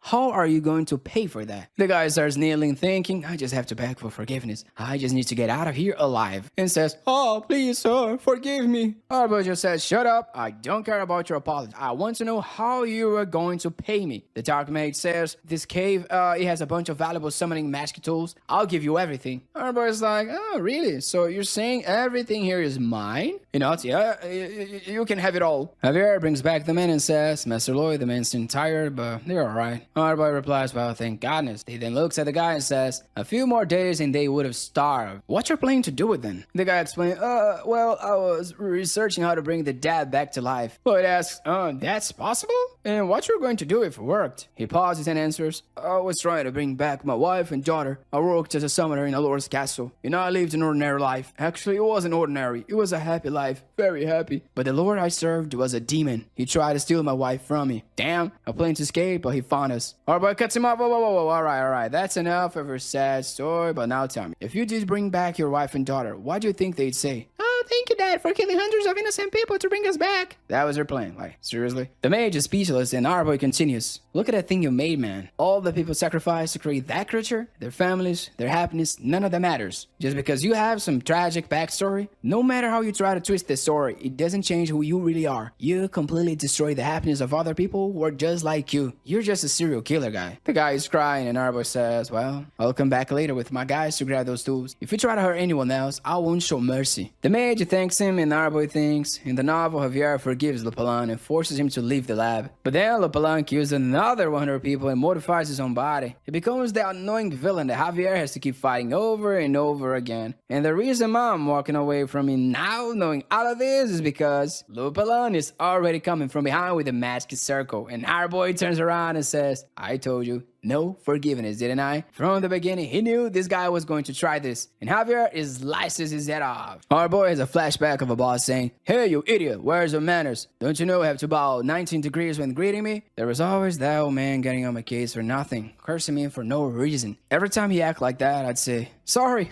I'll be more careful, sir. The boss says, learn some manners, you little shit. Lloyd would think, kindness brings kindness. Avoid conflict. Conflict just leads to more conflict. The guy walks off saying, these punks nowadays don't learn a damn thing, no manners at all. And he kept thinking, if I treat him with respect, someday he'll respect me back. I kept holding it in every time, thinking that way. And you ask me what happened to that guy? He arrives at work, good morning, sir. And the boy replies, you idiot, why are you yelling so loud? You almost blew out my eardrums. The guy always thought I was some kind of a weak coward. And the man says, oh, screw it, you're a pathetic boy. Our boy says, I just need to ignore it. I just forget him. Let it go. One day it will stop. If I snap now, it will only make things worse. Inner peace, inner peace. Yeah, that's what I need. But then the guy drops. His relatives must be ashamed to have him as a son. But that's when our boy lost it. He puts his hand on the guy's shoulder and punches him straight to the mouth. The works at the side yell, what's going on? But our boy doesn't stop. Bam, another one, another one. DJ go. Kicks to the stomach, kicks to the face. The workers shout, kids, stop living, that's enough. But now you ask, what happened after all that? Our boy arrives at work. He gives the guy a look, and the guy lowers his head and runs away, man. Finally, he had peace. Sometimes violence needs to be solved with violence. You're thinking, shouldn't we rise above the level? But that's exactly why in Korea, murderers, gangsters, con artists, they all get a slap on the wrist. Why? Because they have human rights. Don't make me laugh. A villainy is a punishment worthy of a villain. And now we are in the next chapter, and our boy and his man are on the way back. On the road, the guys are all tired.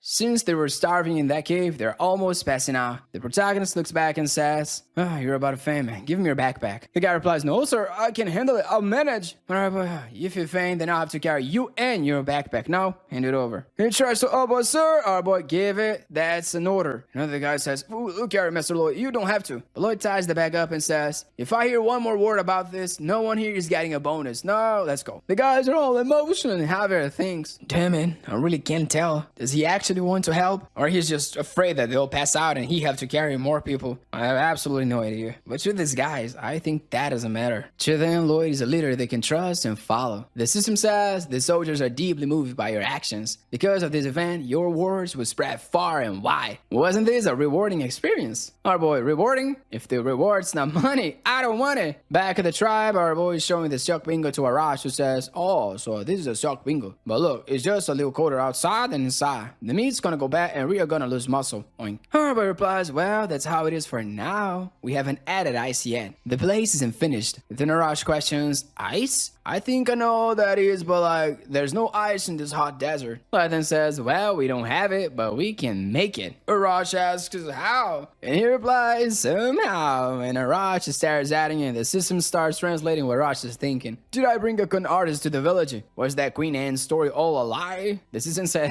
Arash isn't as dumb as you thought. Our boy tells the system, shut up, thinking, I would never think that Arash is dumb. To me, he's a very impressionable person. Admirable client. Arash shakes his head thinking, no.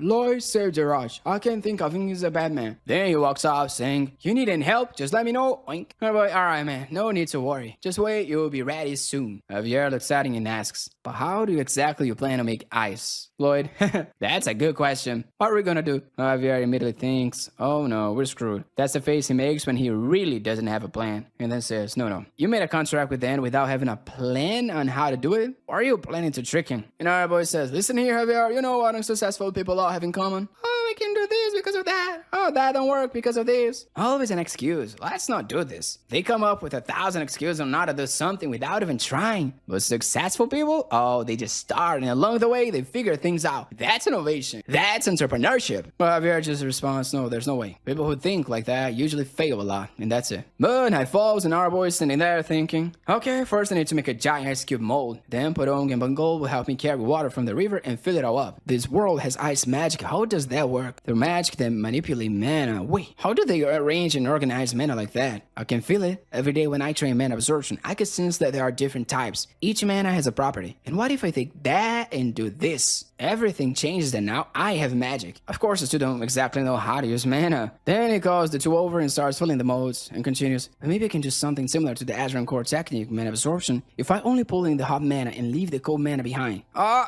damn, I did the opposite. I absorbed the cold mana. It's not easy as I thought. Javier is watching things.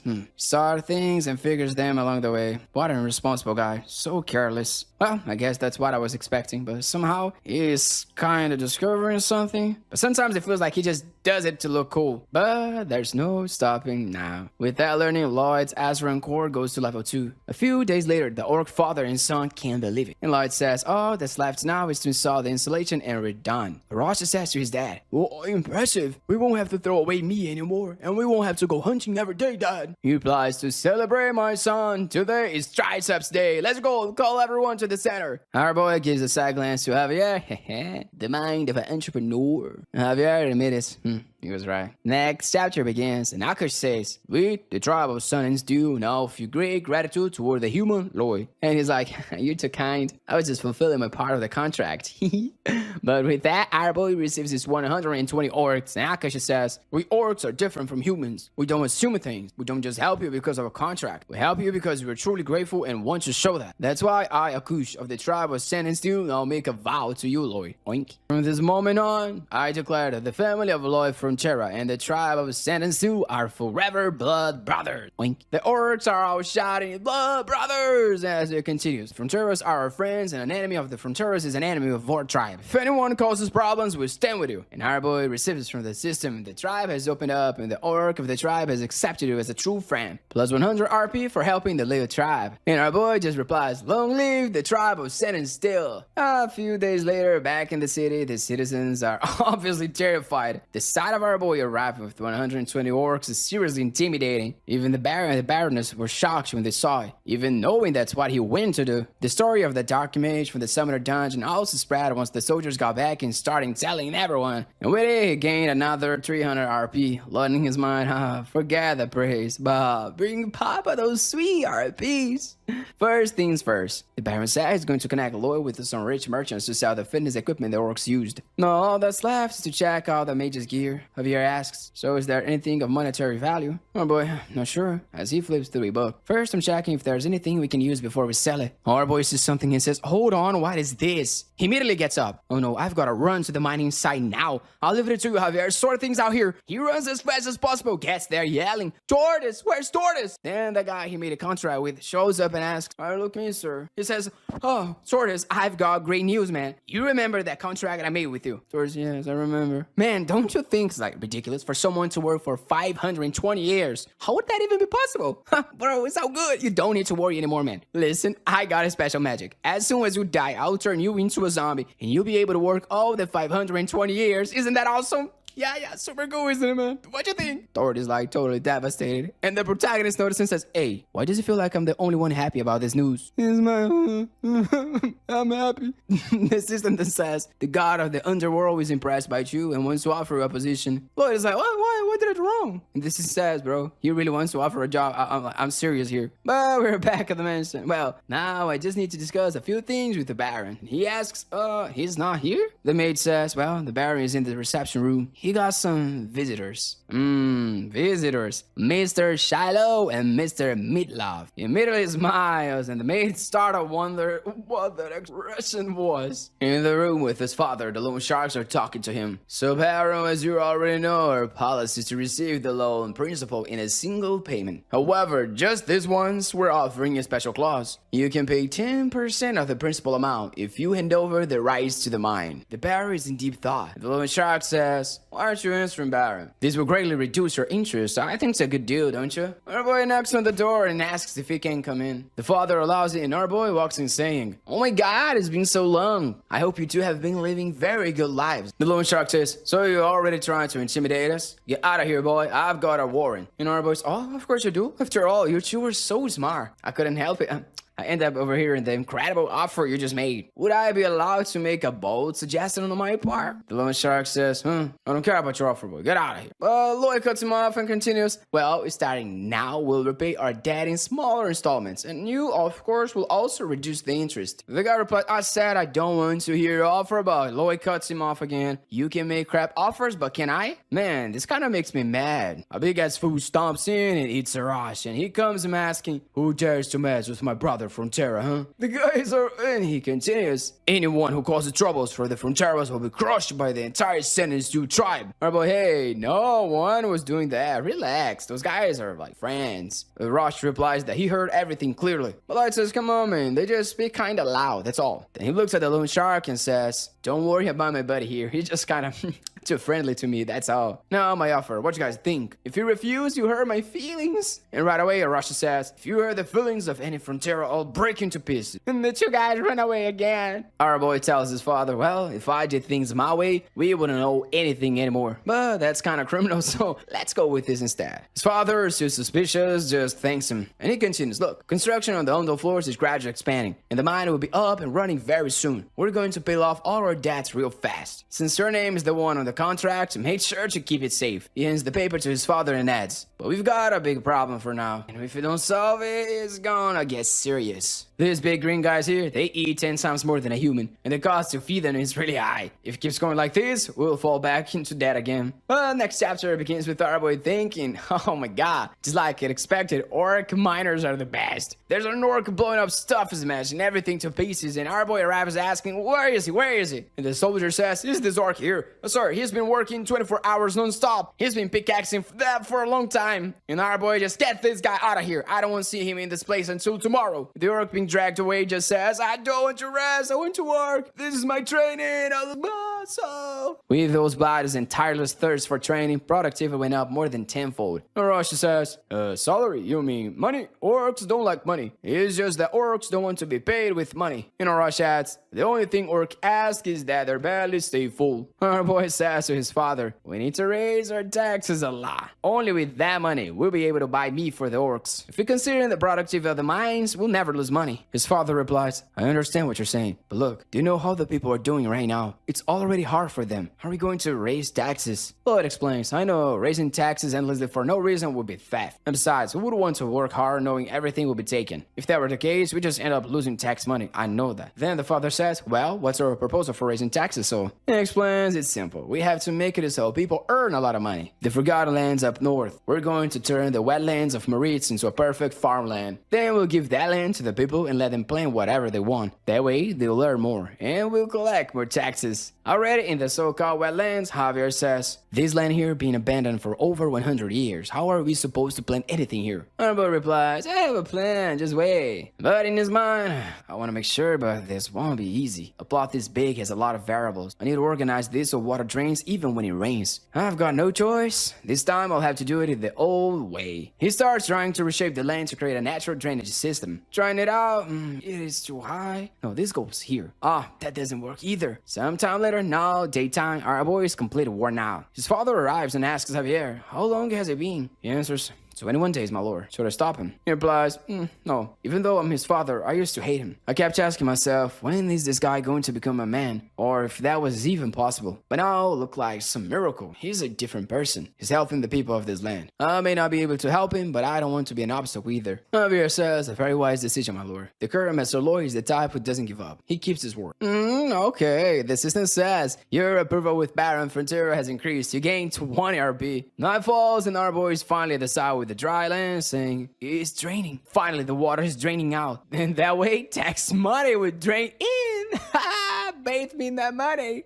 He collapses to the ground. We're now. Damn, that was a ton of work. But it wasn't so bad, especially compared to when I used to stay up all night doing construction and deliveries. Then the system says your efforts had a major impact on our architectural design skill. You unlocked a new skill. Skill Design 3 Simulation Mode. Our boy reads, information gathered from the land can be used to create a virtual simulation. He pulls up the terrain, it starts forming, and he turns to the system. So you're telling me this third skill was it? After working a whole month, The assistant says, "Oh, come on, man. You said it wasn't that bad." Lloyd says, "I said that, but it was really bad." But the assistant replies, "Only knowledge you've acquired yourself can be enhanced through skills. This is all because of your desire." Then our boy says, "When I first got here, you mentioned my desire, didn't you? I still don't really get it. I don't know what my desire is. And also, what does that have to do with me coming to this world? I'm just wanting, I don't know, to finish high school, join a good company, and not have to worry about money anymore. That's all I wanted." But Chad explains that desire is something much more intense. It transcends all time and space. Our boy replies, "Oh, alright, so you're gonna start talking nonsense again. Then let's stop. I've got more important things to do." "Padong, Bangu, you wanna meet a new friend?" The sun's already rising and he says, "Well then, stage 1 of the Maritz wetlands recovery is done. Now I'll need you two to remove all the water from this dry land." Padong is panicking and Lloyd says, "Relax, I know it's a lot of work for just the two of you. That's why I'm gonna summon some new friends." He places the two of them close together looking cute and says, "Alright, I'm gonna use all the RP I have to summon as many as I can. Come on, show me the summoning system." Then it shows up, 1 turn, 100 points. He says, "Whoa, the cost increased by 1.5 times. Every time I get a new one, that means I can get like 4 more. Let's go. And I don't need any special abilities. I just need one that gets huge like Podonga Bangu. It's gonna be easy." The machine starts making a noise and he says, "Man, this thing is really loud." A little creature comes out, bounces in, hits our boy in the face, and appears saying, "Humung." Our boy says, "Hippo? Wait a minute, a water-spitting hippo." The other two are super happy and they start dancing together. Our boy calls out, "Sorry to interrupt, but would you happen to have a manual or something?" The creature spits and our boy's like, "Okay, I'm getting used to this thing." But then he's surprised, "You don't grow with sunflower seeds or something?" Then he stands up and starts adding and our boy's like, "Damn, this time I got a loser."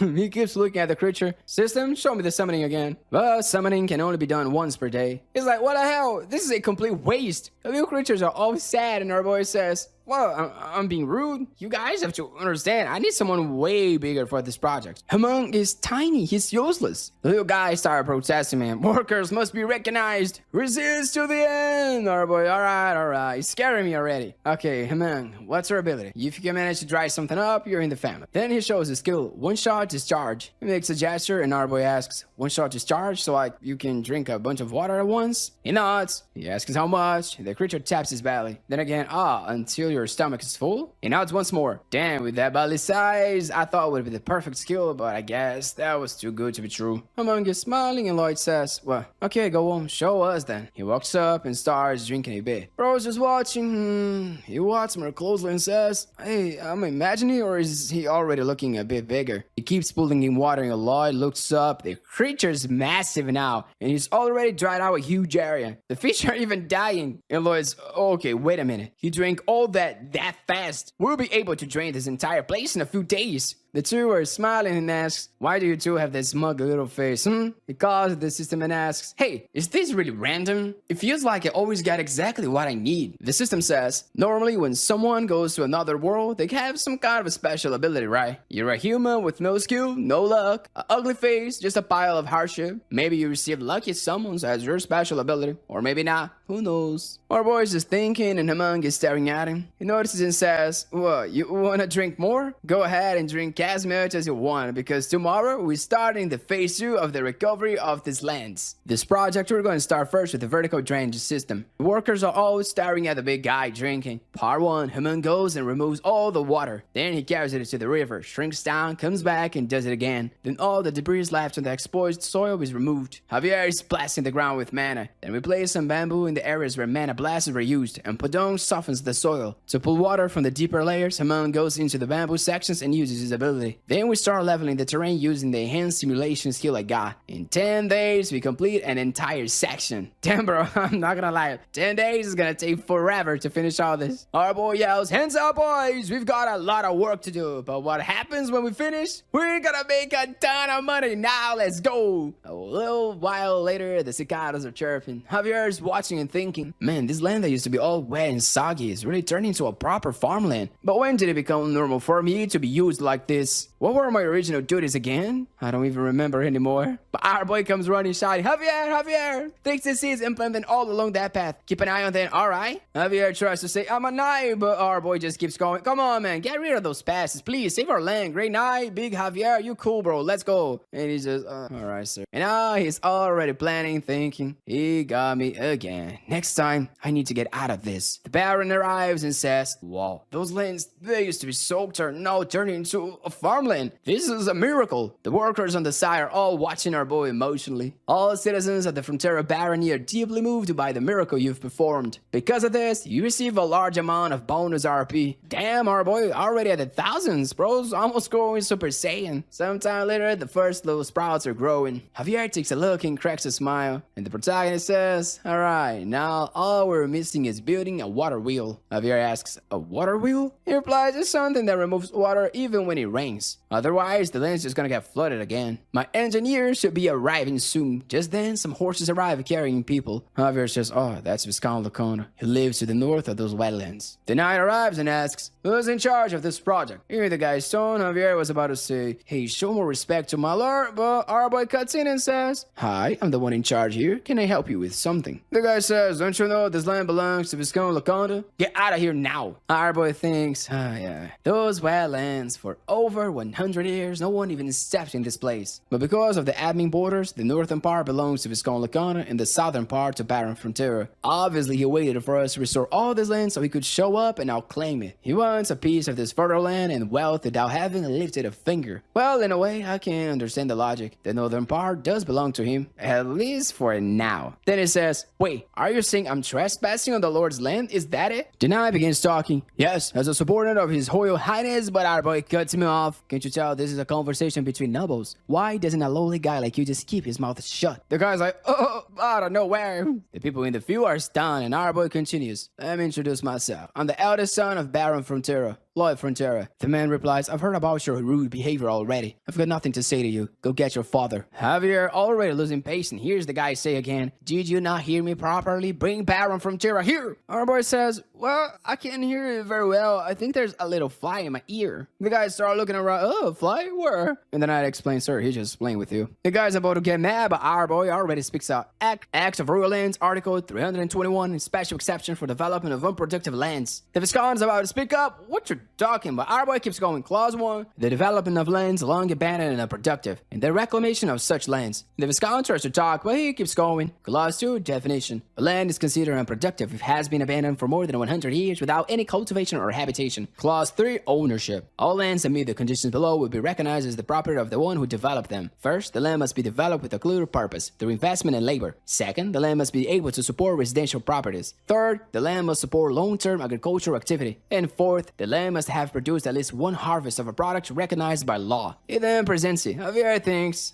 no, I get it. And remembers when our boy said, take the seeds and plant them all over and keep an eye on them. It's to get rid of some pest. Our boy then says, oh, congratulations. You're witnessing the historical moment of the first harvest of those wetlands. But don't worry, I'm not gonna charge you for it, okay? I'm not that cruel. The guy's furious, thinking, where the hell this cursed kid came from? He planned all of this so long ago. How is that even possible? And Lloyd says, there, it's yours. A big old gift for you. Now, get out of my land. The guy's trembling with rage, but leaves. Javier asks, wait, did you hear some kind of a prophecy? How did you know they were coming? Our boy replies, prophecy. It's not the first time dealing with people like that. Leeches that try to feed off the hard work of others. Workers all yell, long live Master Lloyd, you saved your land again, long live! Our boy turns and says, hey, I'm not paying you to sit around cheering for me, okay? Get back to work now. Next scene, it's raining hard, but the land still looks dry. No puddles formed, just the river in the middle. Our boy's out there in the rain thinking, well, with the end of the summer, autumn has arrived, and with that, heavy rains. I run hundreds of simulations to make sure there was no way this could go wrong. Our boy then says, no, I just need to stick around until the end of all this. I need to make sure the wetlands of my reeds actually end up up being useful for something. The rain stops, the sun comes out, and everything's working like it should. Then the system chimes in. You've reached a monumental milestone in construction. The mark you've left in the history of civil engineering will affect the entire continent of Laurasia, and as a reward, you receive a massive amount of skill points. His analysis skill jumps to levels, unlocks level 3 research, price appraisal, and underground scanning. Design also goes up to level 3, and he gains access to map printing, a brain planner for 2D and 3D for construction and simulation mode. And on top of that, he starts getting a flood of approval, baron, baroness, everyone in town, all of it adding up, and bro's already above 1300. Well, all done. Let's go to the next stage. Meanwhile, over with Laconia, the guy's like, what? He's offering incentives for migration. His secretary answers, yes, they're giving away land for free and offering full protection for 3 years. But in return, people have to live there for at least 5 years, and migration after that is restricted. Then he goes, whoa, you're telling me they're going to live in there for a minimum of 2 years, working the land, and they'll be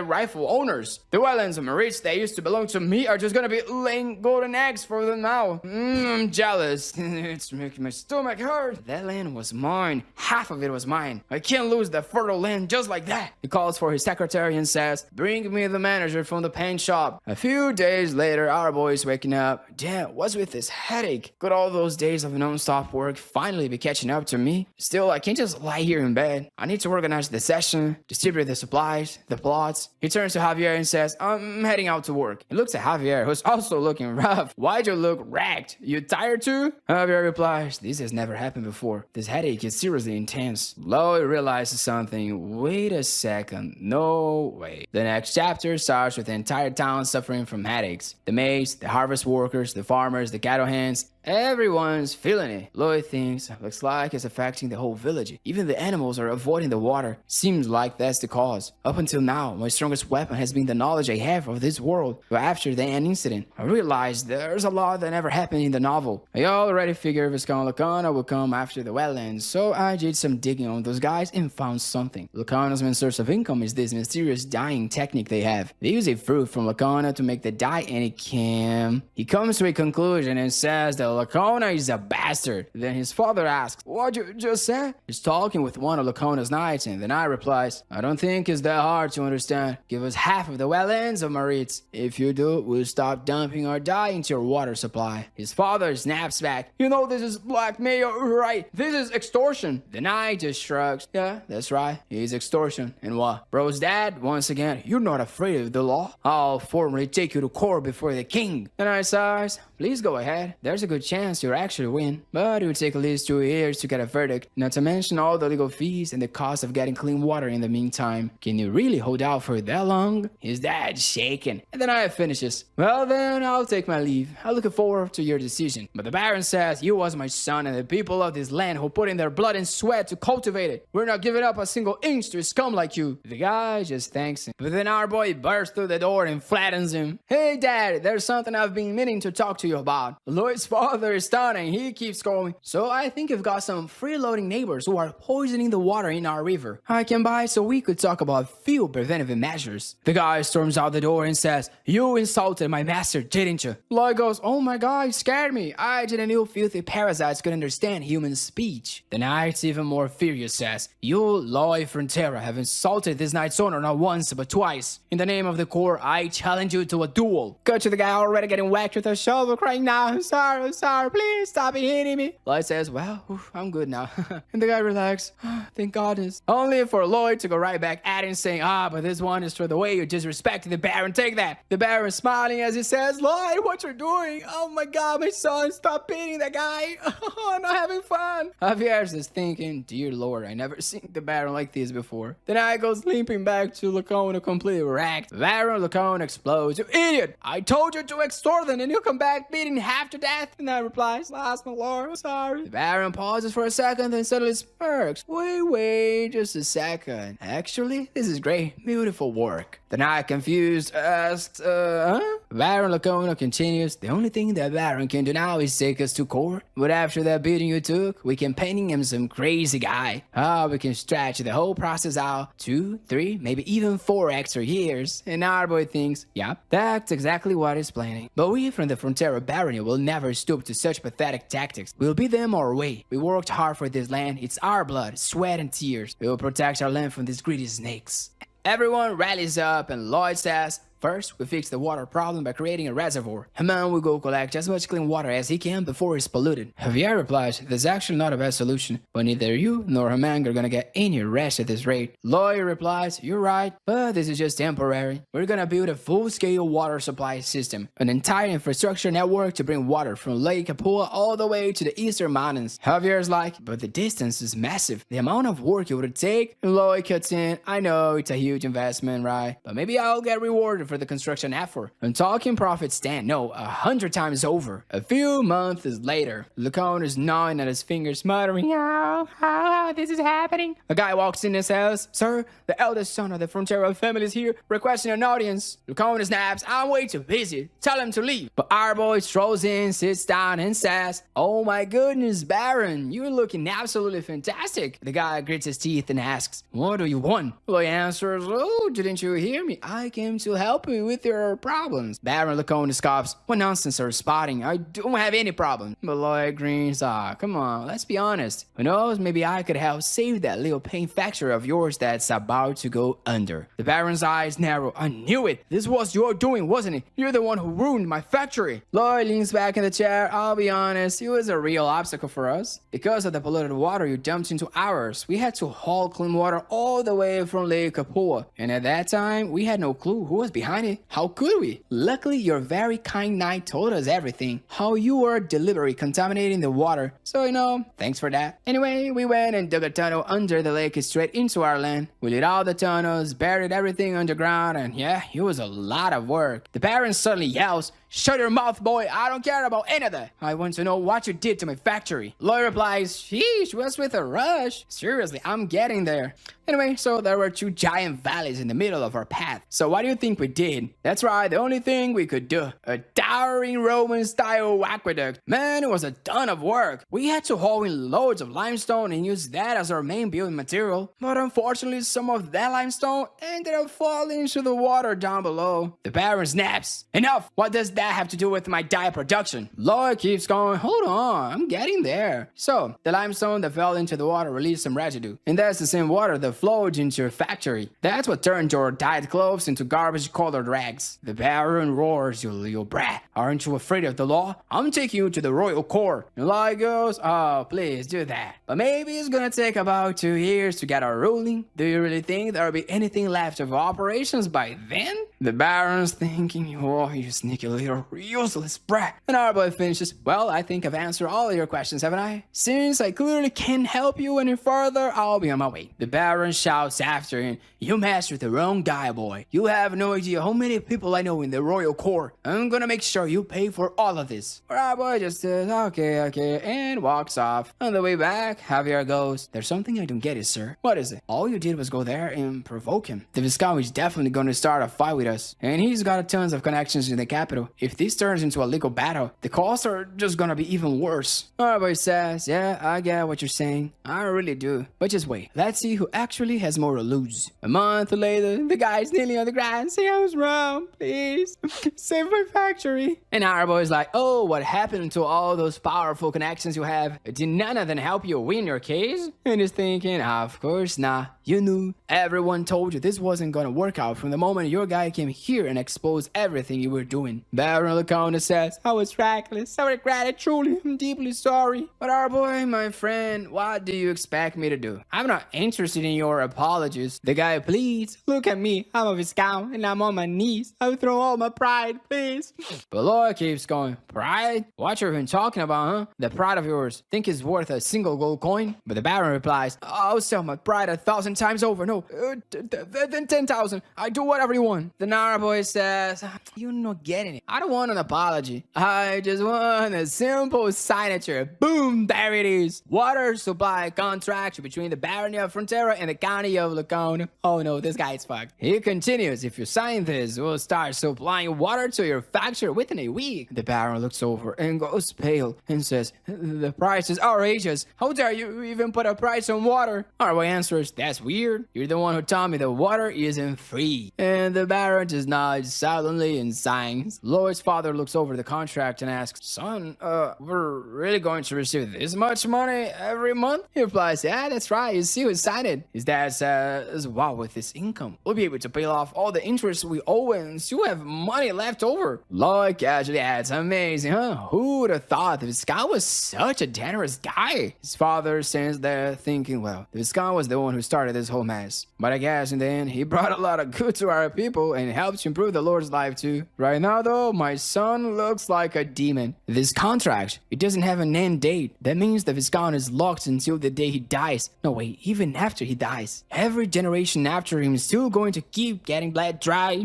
one after the other. Then Lloyd says, "I couldn't let that guy just walk away with a slap on the wrist. If I could sell vials of his blood, I would have drained him dry on the spot." His dad says, "Well, son, I've got good news to share with you." He looks at Lloyd, who's standing there with a crazy-ass face, and the father asks, "Son, what's with that face?" Lloyd quickly apologizes and starts adjusting his expression, and then the father says, "So, about the treasures we got from the Orc tribe, Count Cremo's saying word. He wants to buy them for a really good price." Our boy replies, "That's odd. The guy is powerful and could easily buy brand new pieces at an even better deal." And the father asks, "Yeah, that's true. I don't know all the details, but it seems like he's planning to build a statue." Meanwhile, over in Cremo, the city of commerce, the Lord is staring out the window. Right in the middle of the river, a huge elevation is starting to rise. He flinches and boom, something monstrous emerges. Lord Cremo, ruler of the merchant city, locks eyes with the beast. Back at Lloyd's mansion, Javier gives an update. "We'll be leaving in a week. The water system will have already reached Lacona by then, and to cost, he only wants 10 men to go with us." Father says, "Okay, I understand. If that's what Lloyd wants, then..." Both of them fall silent for a moment. Why they are just like listening to Lloyd. Javier says, "Please don't worry, I'll be keeping a close eye on Lloyd." Then the Baron says, "Back when Viscount Lacona Knight came trying to extort me, demanding half of the All-Marit's lands, the old me would have panicked and handed them over on the spot. But I saw the resolve in Lloyd, everything our people were doing, and that gave me even more courage. I've always been an indecisive, incompetent leader." Javier answers, "That's not true, my lord. To me, you've always been the kindest person, more than anyone." The Baron replies, "I appreciate that, but kindness alone doesn't make someone a good lord. A leader has to stand firm in his principles and be ready to act, just like Lloyd does now." Javier glances away thinking, that guy's only principle is money. Yeah, probably not the best time to say that out loud. Still, is it really so wrong to want money? I don't even know anymore. The Baron continues, "From now on, your mission isn't just to monitor Lloyd. I'm asking you to protect him. He's the heir of this land." Javier nods at the request thinking, Lloyd Frontera, somehow he managed to revive my lord's spirit. But that still doesn't mean I can bring myself to like the guy. Flashback to little Javier, he's so tiny, and the Baron back then asks, "Javier, what do you want to do when you grow up? If it's something I can help with, I'll do everything I can." Javier stands there awkwardly, then answers, "I want to be a knight and protect my lord." The Baron laughs warmly and says, "Alright then, you survived the harsh winter by yourself, so I have no doubt you will become the strongest knight in the world." Then he gives him a little wooden sword that he carved with his own hands. That wooden sword was cut to young Lloyd laughing and mocking him. "An orphan loser like you is never gonna become a knight. Keep dreaming. Next life, loser." Then he snaps the sword Javier had just received as a gift. Back in the present, Javier is returning to his room, taking off his skull. The little wooden sword is still there, broken, and he thinks, I'll never like that guy. We gotta see that one. The scene shifts to our boy welcoming Javier in. "Welcome, my client. Thank you once again for using the Frontera family's premium bedtime services. Apparently, you can't live without me anymore. Admit it, you're hooked. If you don't follow my instructions, I'm gonna have to cut off this service entirely." Javier says, "Oh my god, you say this every time. Just get on with it." Then our boy starts. Compaction utilizes injection motor compression techniques to unify cylindrical materials into a solid homogeneous body. And Javier's already dozing off, thinking, I'm sure of it. I have to hate this guy. But then memories start flooding in. It's like he's seeing someone completely different. I hate that I'm starting to think that guy may actually be a decent person. Night falls and the two of them are asleep, and there's an assassin standing right outside the room. In his mind, the assassin thinking, Lloyd Frontera, this is all your fault. Die! He's already charging with his massive sword, but bling! Out of nowhere, our beloved Javier saves the day just in time. He slices the guy's sword clean through before he can land his limbs in straight to the floor. And Lloyd bolts up. What happened? What the heck, dude? That was close. Do you think this is the same night I once beat someone up with a shovel? The next day, they're back at the pipeline construction site, and our boy calls out. Alright, what's the most important thing here? And the workers all yell, safety first. Javier comes over and says, we handed that guy over to Viscount Lucano. He said the guy came to assassinate you because... I know, Lloyd cuts in. Because the Viscount's paying a ton for the water now, and this guy was probably the first to get fired. So now he came here for a petty little revenge. Small-minded folks,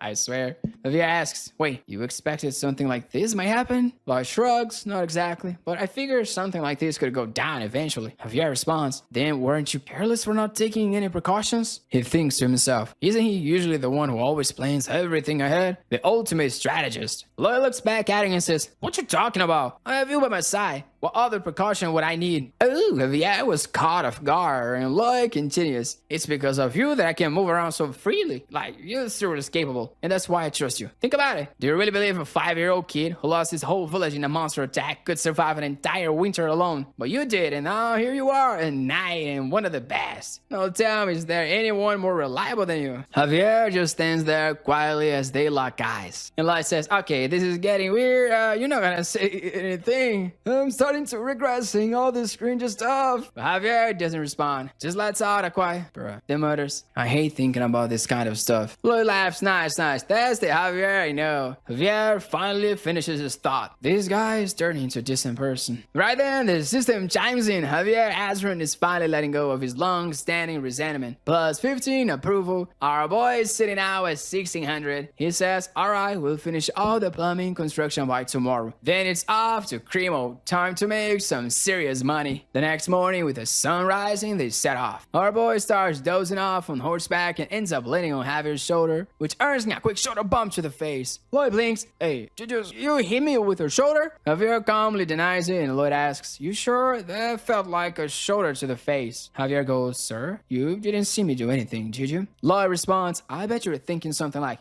this guy calls himself a noble, can't even ride a horse properly, and now he's falling asleep with a bang. And boom, you went and hit me. Javier smirks. Amazing, sir. Seems like you've learned how to read minds. Lloyd replies, oh, so you admit it, you hit me. Javier, of course not. I wouldn't even dream of doing such a thing. Lloyd groans. Alright, everybody stop. He gets off the horse and says, someone teach me how to actually ride one of these things. Javier refuses immediately. Sir, am I not a horseback riding instructor? But the assistant pops up and reveals, what Javier actually means is, I admire your attitude, sir, for trying to learn what you don't know. Lloyd mutters, that's an order. Well, Lloyd really mean, I'm gonna give it my all, so help me out already. Javier gets down, grumbling. This is annoying. And the assistant adds, I understand. I'll give it my best as well. Bro's getting angry with the assistant putting words in his mouth. To which the assistant translates, System, you're so sweet. You've got the heart and soul of an angel. Then he yells, cut it off with those ridiculous translations. Javier, watching the outburst, asks, sir, is something wrong? Did you finally lose it? And the assistant responds with the exact same soft-spoken message again. But this time, the message changes. Rumors travel faster than words. There's been a lot of talk about how you were the first to build a hydraulic system on this continent. Your reputation as an engineer has grown, and your name will go down in the history of this kingdom and this entire continent's construction legacy. And boom, 600 more RP. Something's definitely about to happen, because he got way too many points now. And he thinks to himself, this was a pot of gold. Looks like I can take on even bigger projects from here. Reputation means money, and money means retirement. A golden future awaits me. Javier looks at him and says, you were mad a minute ago, and now you're just smiling to yourself. Yeah, you lost it, sir. Meanwhile, the assistant keeps translating everything in the most literal way possible, and he's clearly losing it. The journey to Cremo wasn't short, and winter was coming. But it seems like we are here, and Cremo himself greets our boy. Thank you so much for coming to such a far-off place. Our boy responds, well then, I humbly thank you on behalf of House Frontera. And the man says, you're quite different from what I expected. Considering your talents as a builder, I thought you would look more rugged, stronger perhaps. But you actually look like the noblest of all nobles. He glances at Javier and adds, I would believe it if you told me you were from the royal family. And then he asks, are you by any chance already engaged? If not, why not consider my daughter or even a maid of high rank? Our boy's like, Count. But the Count finally turns to him, insolent brat. How dare a servant like you interrupt a conversation between nobles? The system starts laughing at our boy, calling him servant head, and the Cynicus to the Count laughing awkwardly and apologizing. Haha, since I have offended you quite a bit, my deepest apologies. Please don't take it personally. Our boy just stands there, crushed inside. No, it's all good. Yeah, I'm fine.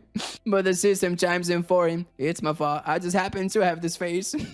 Inside our boy's thinking if I could knock this guy out right now. And the Count keeps going. Well, I mean, it's kind of your fault, isn't it? I mean, who told you to be born with a face like a servant? Our boy just, please stop.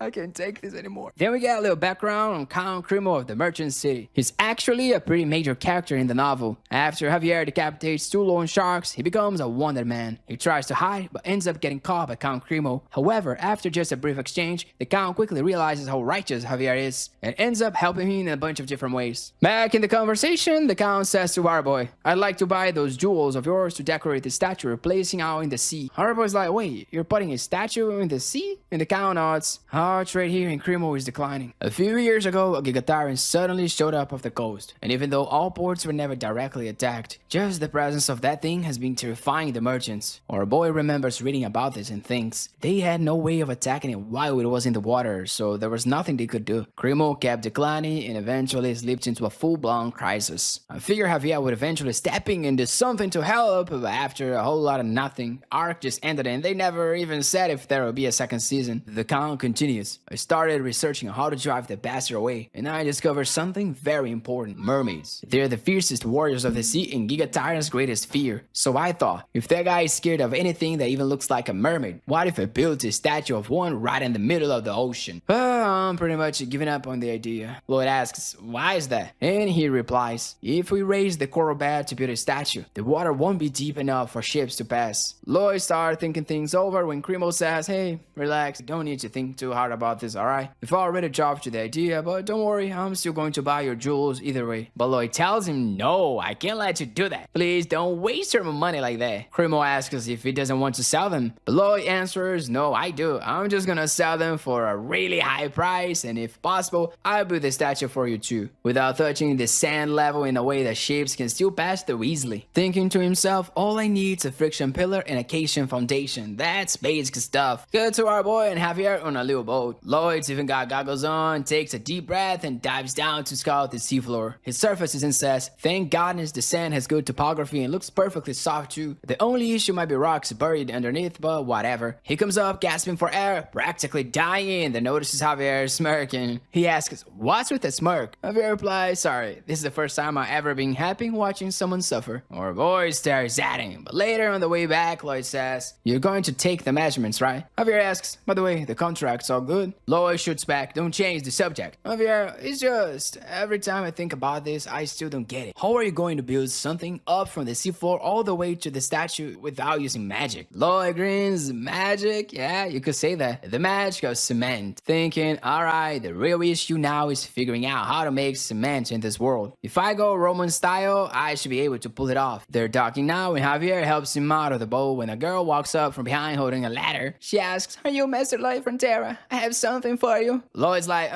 for me? Who even is this? She introduces herself. My name is Christine. I'm the daughter of Count Cremo. I saw you yesterday walking through the mansion. Master Lloyd. Our boy is already thinking, oh god, is she? And then she bows and says, please accept this, and hands the letter straight to Javier. Our boy is just dead inside, thinking, I figured this would happen.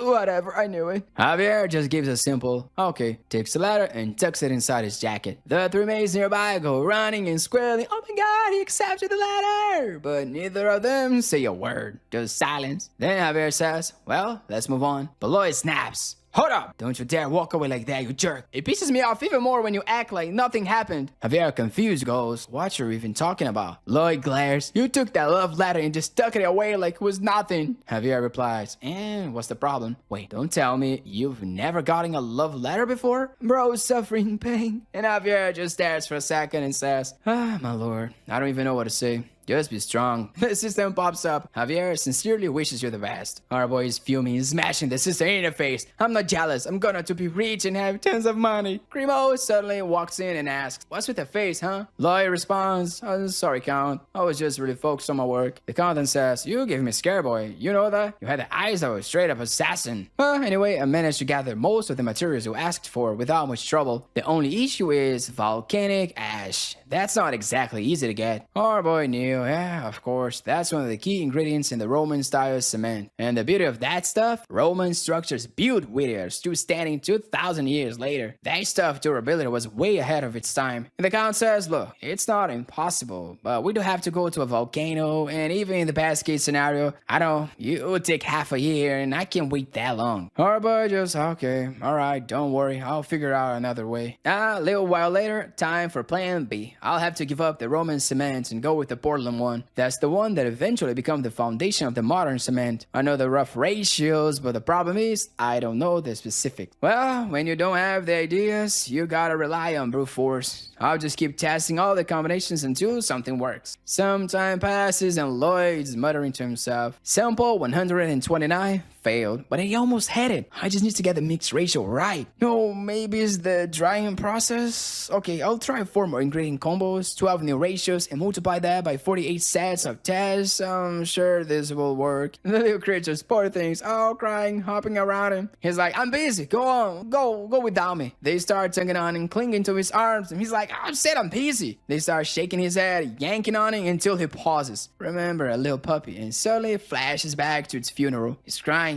You are the last member of my family. I'm sorry. I should have brushed your fur one last time or played with you more. How cute. He hugs the 3 creatures. Fine, let's go. You guys really are more important than this research anyway. And then the 3 of them walk together happily under the moonlight. They glance up at him as he walks, saying, everything's been going on so smoothly. I just kept barking orders at you like you were machines. I must be the biggest fool in this world. I'd have so many regrets if... whatever. He kneels down and says, thank you. Everything I've accomplished is thanks to you 3. They all lit up with joy, and the system announces, the fantastical creatures have acknowledged your sincere feelings and now consider you part of the family. The relationship level upgraded from master and servant to member of the gang. New feature unlocked for fantastical creatures. You can now assign new abilities by spending 500 RP. Lloyd says, whoa, didn't see that bonus coming. They're all cheering around him, and he asks them, so you all want some new abilities, hmm? Well, alright, if that's what you want. Thinking to himself, doesn't matter, I'm sure I'll find a use for any ability eventually. Besides, it looks like this really means a lot to them. He starts with Bango, who begins to glow and release a wave of energy. Bango has been upgraded. All 3 of her current abilities have leveled up. New ability unlocked, Volcanic Explosion. She's bouncing around all happy, and Arbo thinks, this is perfect. Back in Cremo, suddenly explosions erupt, smoke's rising from the middle of the mountains, and the trio's already on the move. Harbo uses his analysis skill to scan the smoke, and volcanic ash detected. He shouts, Javier, did you see that? That's a gift, man, a gift. Javier stays silent, and Lloyd calls again, hey Javier, are you deaf now? What's your deal? Oh, true, I forgot to tell you to cover your ears. Ha, you're ugly. Javier answers flatly, not as ugly as you. Lloyd's, so you can hear me, huh? Javier, what was that? Didn't hear you.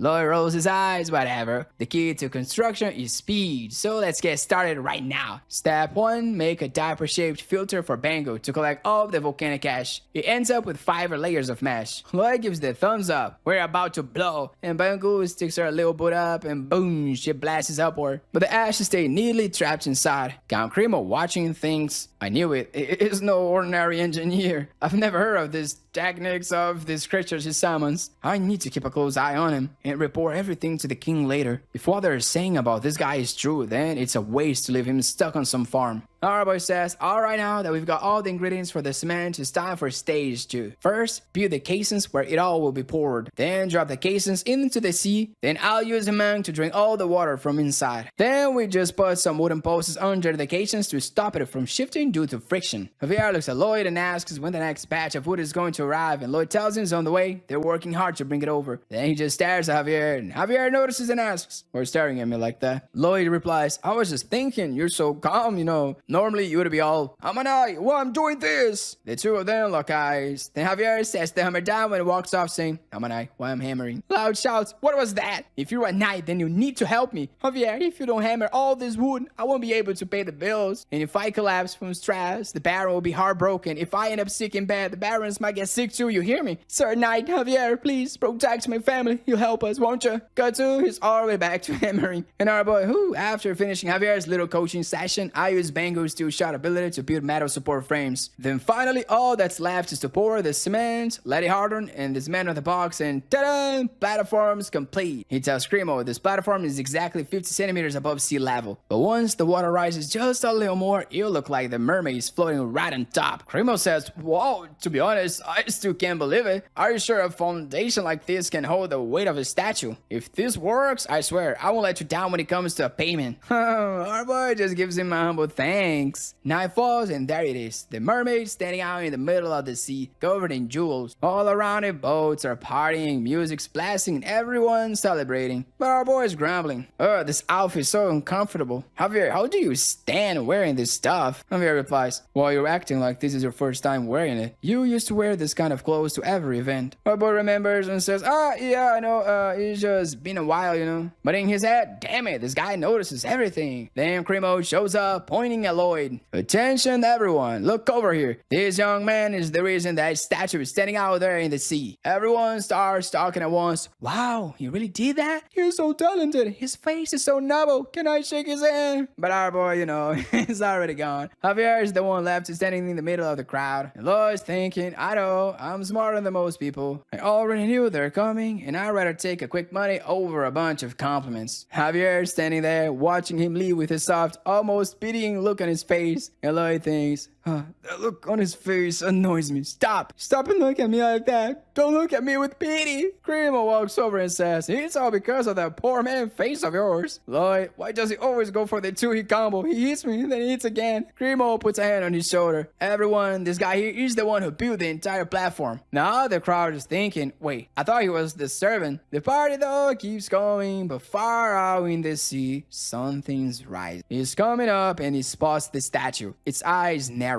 Mermaid, natural enemy. Only one option. I'm going to destroy that. But the party is happening right around the statue. Our boy is stuck to talk with a bunch of guys who probably want to pitch him business deals. And all the girls? Haha, they're swarming Javier while he's just trying to enjoy some pastures. And the sea monster? Yeah, it's on its way. Javier is sitting there, sipping wine until his hand suddenly freezes. He senses something. Something's coming from that direction. Our boy asks, what you're doing? You're sitting there like a statue. Not that you look like some Greek statue, alright? Don't get full of yourself. Hey, Javier, why are you ignoring me? Javier finally says, I think something's headed this way. And the giant sea bug is coming fast. Our boy like, what? Javier, not exactly sure, but it's incredibly fast. And our boy, how big do you think it is? Like, can you tell? And he explains, probably twice the size of the ship. Maybe even a bit bigger than Humong. Our boy freezes. Yeah, we're screwed. He rushes over to Count Cremo, who asks, so boy, are you enjoying the party? But Lloyd gets closer to his ear and whispers, the Giga Tyrant's heading right for us. You need to start evacuating everyone right now. Cremo immediately turns to one of his men. Sir Genovan, are you detecting anything unusual way out at the sea? Genovan pauses, stares up at the moon and says, I sense nothing, my lord. Cremo turns back and reassures Lloyd. That guy is nearly a sword master. His senses are extremely sharp. You can trust him. Lloyd thinks, yeah, I can just say that my guy has better instincts. Javier's my ace, but what I do? Cremo says, you don't have to worry. The Giga Tyrant's never come this close in years, and there's no reason for it to suddenly attack. Lloyd stares at the mermaid statue and replies, oh, there's a reason. Cremo glances at the statue, sweating. The two just stand there, staring. One of the knives starts. I don't know what they're talking about, but my instincts are telling me. Cremo cuts him off, yelling, raise the anchors and get away from the statue right now. The Giga Tyrant is already dangerously close. Everyone's scrambling to get out of the way, but Javier mutters, this is taking too long. Our boy turns to him and says, Javier, help with the anchor. He immediately jumps into the water, probably to blow up the chain. He even tosses Podong onto the statue. Deep under the sea, Javier unleashes a mana blast to slice through the anchor chain. Podong starts chewing through all the ropes, biting the statue. The pace picks up. Boats are trying to scatter, but they don't have time. The beast rises up, slams into the statue, but the the boats are still all nearby. Everyone goes flying. Our boys launch. Podong gets flung too when the beats headbutts the statue. Javier tries to use a man explosion at the tip of his sword to save Lloyd midair, but it's too late. The statue crashes straight into the middle of the city. Massive debris rains down. The statue's huge. People are in the water calling for help. Lloyd's thinking, crap, what do we even do? There's no way we can save everyone. Hamong bursts out of his jacket, already yelling. Lloyd throws him into the water. One shot rescue, get everyone and bring them to shore. Meanwhile, the Giga Tyrants charge into the city, tearing everything apart, and Javier turns and says, Master Lloyd is heading for the city. We have to stop it. But when he looks, Lloyd standing on a broken wooden table sailing in the other direction. Javier yells, where are you going? The Giga Tyrants the other way. Lloyd shouts back, that's exactly why I'm running this way. You idiot. You think I want to fight that thing? Have you lost your mind? Javier stands frozen. Cremo shouting, everyone evacuate the city right now. Get out of the water. It's dangerous and cold. Hamong is swimming like crazy, pulling people to the remaining boats. Meanwhile, in the city, Giga Tyrants is destroying everything in its path. Lloyd turns to Javier and yells, why are you just standing there? Come with me. But Javier replies, you're really just going to ignore all these people in danger. Lloyd answers, I came here to make money, not to fight sea monsters or to keep the peace. The city has its own army, its own artillery. They've got everything they need. They'll be fine without me. Javier, watching him, thinks, Lloyd, in every crisis, you've always been so genuine. I've seen your determination to never give up. You never turned your back on people who were suffering. But now? Meanwhile, Lloyd keeps going. We've got our own problems to deal with. Why should I be the one protecting someone else's city? Running away is the most rational option. Javier just stands there, disappointed and thinking, so this is where we really are in the end. Right then, Lloyd loses 5 relationship points. But his RP stays untouched. Javier draws his sword and says, I could never do something like that. Hey, stop trying to be righteous all the time. If you go back there, you're gonna die. But Javier is already in motion. He jumps on his sword, boosts off with a mana blast, and heads straight for the city. The city soldiers are desperately fighting their cannons. But it's useless. The beast is way too tough. The cannonballs just bounce right off. And if that doesn't work, well, the poor soldiers don't stand a chance. The monster opens its grills and blasts a high-pressure jet of water, obliterating everything in its path, still hunting for the rest of the mermaid statue, trying to completely destroy it, and it's staring right through the city to do it. A man's about to be crushed when Javier slams a mana blast into the monster's foot. Just like the cannonballs though, it ricochets, it does nothing. And that guy, no one's sure if he made it, maybe not. The Giga Tyrant starts swinging at Javier, who dodges in midair, but then the monster fires its water cannon again, and it smashes Javier straight into a wall. He's bleeding, completely wrecked. And now the beast has stopped chasing the statue. It's locked onto Javier, and he mutters,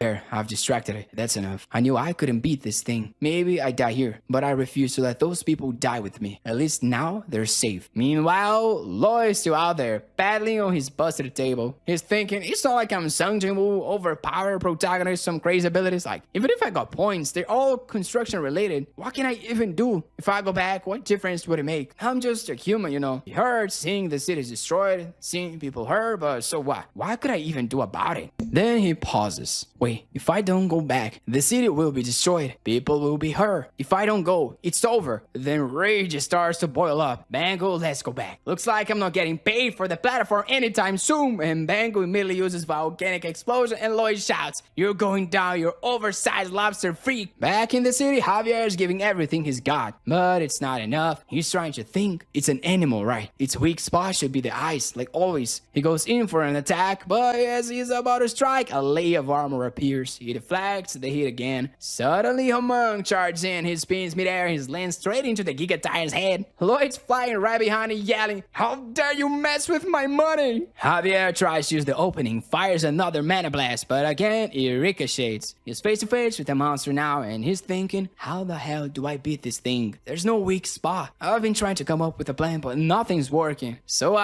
do I feel so calm? I know, because Master Lloyd came back. If he came back, it means there's a way to win this. 2 minutes and 30 seconds earlier, Lloyd sprinting through the city with Padong, and he tells him to run circles around the monsters without getting noticed, so they can figure out where its weak point is. Lloyd watches all of Javier's attacks, blasts to the eyes, legs, nothing works. He mutters, how? What is this thing even made of? Then it stops. Wait, what is it made of? He casts analyze on the monster. Good thinking, even living things are made of something. And if it's made of something, it can be analyzed. Material, a fusion of dentin and chitin, both highly durable substances. And it's a full meter thick. On a molecular level, everything is arranged in a honeycomb pattern, covered by a web-like lattice on top. It's basically a perfect armor. Javier is still trying to land a hit, but every time he strikes, nothing happens. But then our boy notices something. Wait, Javier hit its back just now? The impact shifted. All the energy released from hitting the monster shell is absorbed and redirected to the horn, where it's discharged. So if you want to start dealing damage, we've got to cut off the horn. Lloyd starts running simulations in his head. He figures out the water cannon the creature uses comes from a chamber near the chest. If you fire a mana blast through that and upward toward the head, you can slice it clean in half. That's it. That's how we kill this thing. Javier shouts, Master Lloyd, what do we do? Lloyd throws up his hands like horns and slices through the air, and Javier blinks. What the hell are you doing? Have you lost it? But Lloyd screams back, the horn! Cut the horn, man! The Giga tires about to slamming, but Javier barely dodges and lands right on the creature's head. He's thinking, even if I cut the horn, it won't be fatal. But Master Lloyd would never suggest something unless he had a reason. Alright then, here goes nothing. Lloyd yells, Javier, even if the horn's hollow, it won't be easy to cut. A mana circle isn't about raw strength. Javier shouts back, then what do I do? Lloyd answers, you have to accelerate your mana hard. Speed over power, make it spin inside you like a lightning fast. Javier grits his teeth. Easier said than done. He digs in, his blade starts cutting in just a little. He keeps pushing, forcing his mana to spin faster and faster. It's happening. The theory I came up with, a chainsaw made of mana. It was just an idea, but I knew Javier could pull it off. The Giga Tyrant goes in for another crushing blow, but Lloyd yells for Padon, intercept it! Padon launches himself right into the strike to stop it. Javier keeps guarding and finally rips off the damn horn. But Lloyd immediately gives the next call. Javier hit him right between the legs at an upward angle, tail to head. If you land the mana blast, our construction payments won't get delayed. Javier crouches low, getting into position, but the monster notices and body slams him before he can fire. His sword goes flying and our boy's face goes pale. Next chapter, Javier's down beneath the beast thinking, I'm gonna die, but you coming with me. Just then, Padong saves him. Our boy cheers, nice one, Padong, and Padong starts yelling at Javier, scolding him in his own way. Javier says, I'm sorry, Master Padong, I don't know what you're saying, but maybe you're cheering me out for being reckless? I'll try to stay alive until we kill this thing. I'll trust in Master Lloyd's plan. Lloyd says, after analyzing the creature, I came up with a few plans. I was gonna go with plan D, but this thing is way faster than I expected. So we'll have to combine plan A and plan D. Then he calls Padong, take me to the spot I told you about. He yells to Javier, that thing sees you as the bigger threat now. Lead it to the eastern coast into the middle of the forest. Then he takes off thinking, alright, I bought us enough time. They should be ready by now. I'm counting on you, Count. 15 minutes earlier, when the Giga Tyrant was charging into the city, Cremo, frozen in fear, thinks, how did it come to this? One of the knights says, I'm sorry, my lord. But Cremo replies, it's not your fault. I was careless. The statue, it was my idea. That's what drew this beast in. Just then, our boy shows up and says, the monster went straight for the city, no doubt because of the statue. So let's use its obsession against it. Javier and I will buy you time. In the meantime, you, back to the present. Javier's barely standing, completely worn out. He mutters, I can't go on. I've hit my limit. Right now, my only job is to lead this monster away from the city and away from the people. He sprints through the forest, the Giga Tyrant chasing him. And at the end of the trail, they rebuild the mermaid statue. Our boys are already there shouting, you stinky lobster freak! I bought you a brand new! The Giga Tyrant sees the statue and it rages, boils over. Our boy says, good thing they managed to rebuild it this quickly. I knew I could count on the Count. Then he calls out to Javier, I'll open up a shop for you. Javier's running and replies, next time, explain the whole plan. Malloy shouts back, I hope there isn't a next time. And as the Giga Tyrant keeps chasing the statue, Javier circles around behind it. He drops low, lunges towards its belly, and fires off a mana blast. Boom! boom, explosion, and he's falling midair. But then he realizes, even at the creature's weakest point, the mana blast only cracked a small portion of its armor. As he's falling, he thinks, all I managed was a small hole. Was it because I've used the mana blast so many times? No, that's just an excuse. It's because I'm weak. I'm just not strong enough to protect your people. But then Lloyd shouts from below, you did it, Javier! Leave the rest to me. And he's sprinting straight at the beast with a shovel. As Javier falls, barely conscious, he thinks, I used every last bit of energy in the final mana blast, and now I'm blacking out. But somehow, I feel like he can finally rest, cause Master Lloyd sounded so confident. Oh, and then he passes out, and Haman swoops in to catch him midair. Lloyd looks up and says, get some rest, Javier. I'll protect the city no matter what it takes. Then we hear Lloyd's inner thought as he runs toward the monster. That's what I screamed as I charged straight at the beast. But to be honest, I don't think I can do it. Maybe if I can lure it far enough away, then just leave it out there. But there's no guarantee it won't come back. This sea is his habitat. It might just lose its mind again the next time it sees Screamo City. And Podong's already completely drained. I can't even ask him to do anything else. Then he says softly, don't stop. Podong launches him one last time, tossing Lloyd directly at the opening in the beast's cracked armor. As he's flying, Lloyd thinks, what can I even do now? What's left? What can I do? Back when I decided to protect this city just to make sure I get paid, I had all these plans, but they all involved an attack, a mana blast. I need to do one, just like Javier. But to do that, I need 3 mana circles in my heart, and I only had 2. Then we flash back to just moments before. Lloyd had opened the system and said, level up the Azuran core technique to level 4. The first level already costs 190. Then he upgrades one, upgrades another, and another. Each time he does, the cost goes up by 30. When he finally gets to the moment of upgrading to the final level to unlock the triple circle, the cost is at 370. But he only has 311. And then we cut back to the moment where he's asking himself, wait, why am I even here? I'd already made the rational decision back then. Should I just summon some of my mana and swing anyway? Even if I only scratch it, maybe if I can weird myself in just a little. Meanwhile, Javier is lying on Haman, open its eyes and sees our boy giving his all. That earns him another 4 approval points, and now it's at 391. With that, the third mana circle activates, pushing the Azuran core to a new level. And then he declares to the lobster,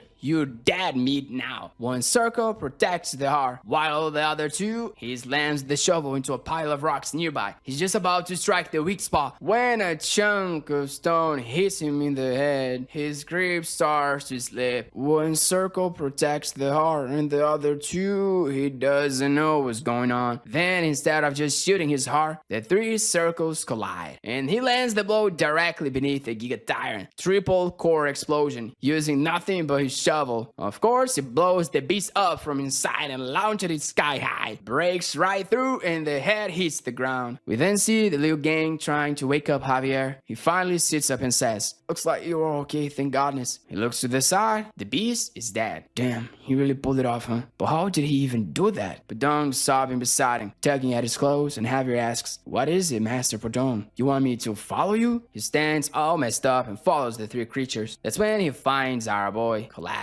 Eyes open but drained of color, blood in his head. Javier runs to him, presses his ear to his chest, but there's no heartbeat. The next chapter opens with a bird flying to deliver a message to our boy's father. He sees the bird and mutters, huh? From Count Cremo? What's this about? Then he freezes. The next moment he's already on horseback, riding hard. I told him so many times to not throw himself into dangerous situations. And the message reads, to my dear friend Baron Frontera, your eldest son, Lloyd Frontera, has admirably completed all necessary construction work in Cremo. Meanwhile, his mother and the Night Bear are also on the move. She asks, where are you going? You didn't even prepare properly. The father answers, it's a long journey. Why are you two coming with me? There won't be any breaks. It's best if you go back with Bayer. But she says she can ride a horse way better than him. Okay, mama knows how to ride.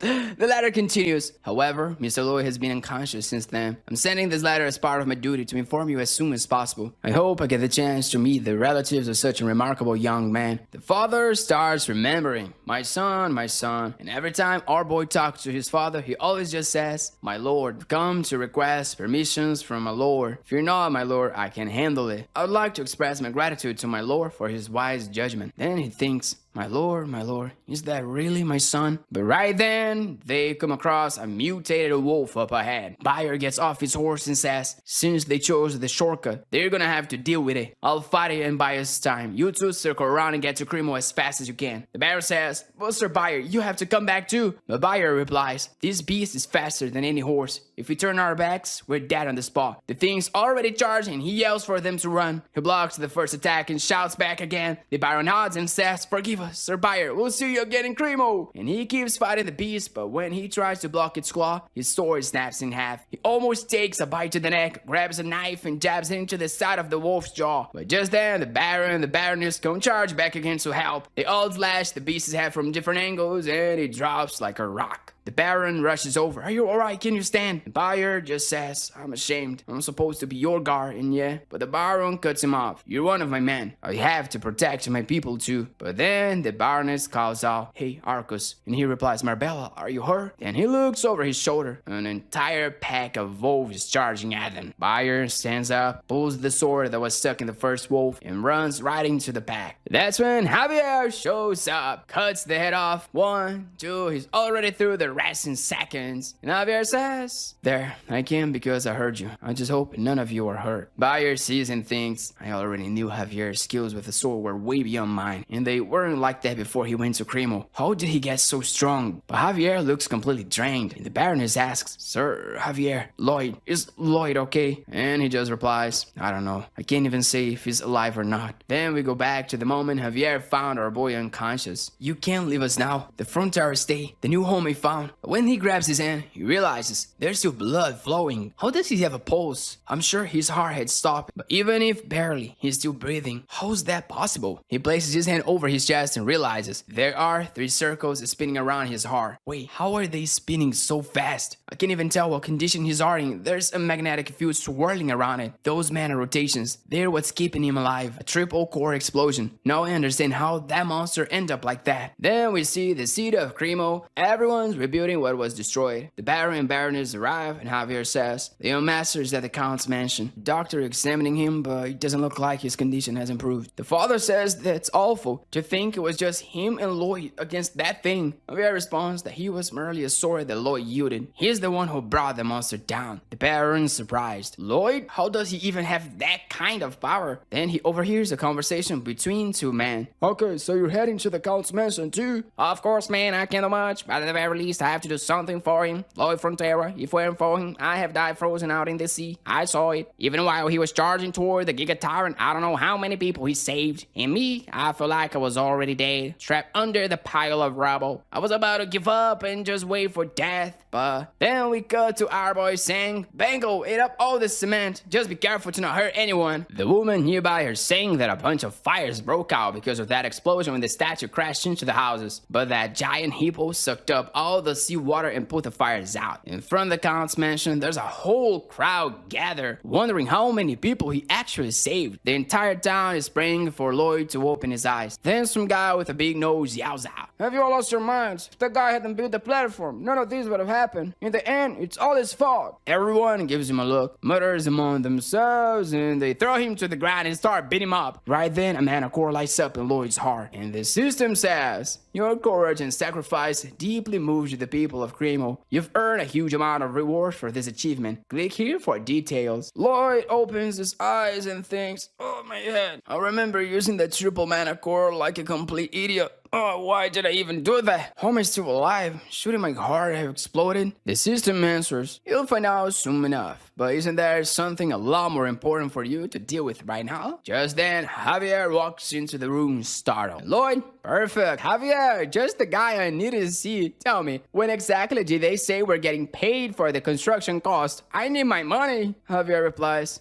looks like you're feeling better, my lord. Then his mother and father rushing, all teary and relieved, and hugging him tightly. Lloyd, you little troublemaker, do you have any idea how worried we were? The father's thinking to himself, really our Lloyd, huh? That's the question I want to ask, but now's not the time. Right now, I'm just happy he's alive. The scene shifts to the royal capital of Magenta. Someone's reading aloud. And with that, the Giga Titan was completely destroyed. That concludes Count Cremo's letter. Figure seated on the throne says, how intriguing. So there's someone like that living in my kingdom. Send a message to the Baron of Fronteras and bring that man and his guard to me. The butler responds, as you wish, your majesty. Royal Highness Alicia Magentana. Ooh, mommy.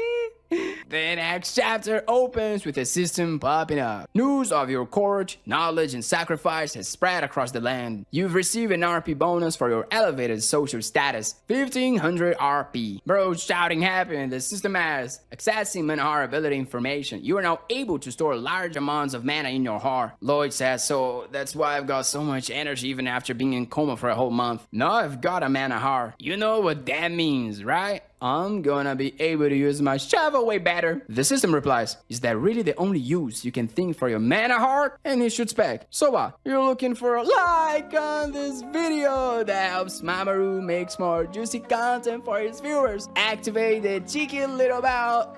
But just before that, go in the comment section and leave your opinion about the video. Just so you guys know, I'm the person who writes all the scripts in this channel. I'm also the one who makes the thick thumbnails. So yeah, you guys kinda know me. I know you all, so see you in the next one. Peace, and I'm out.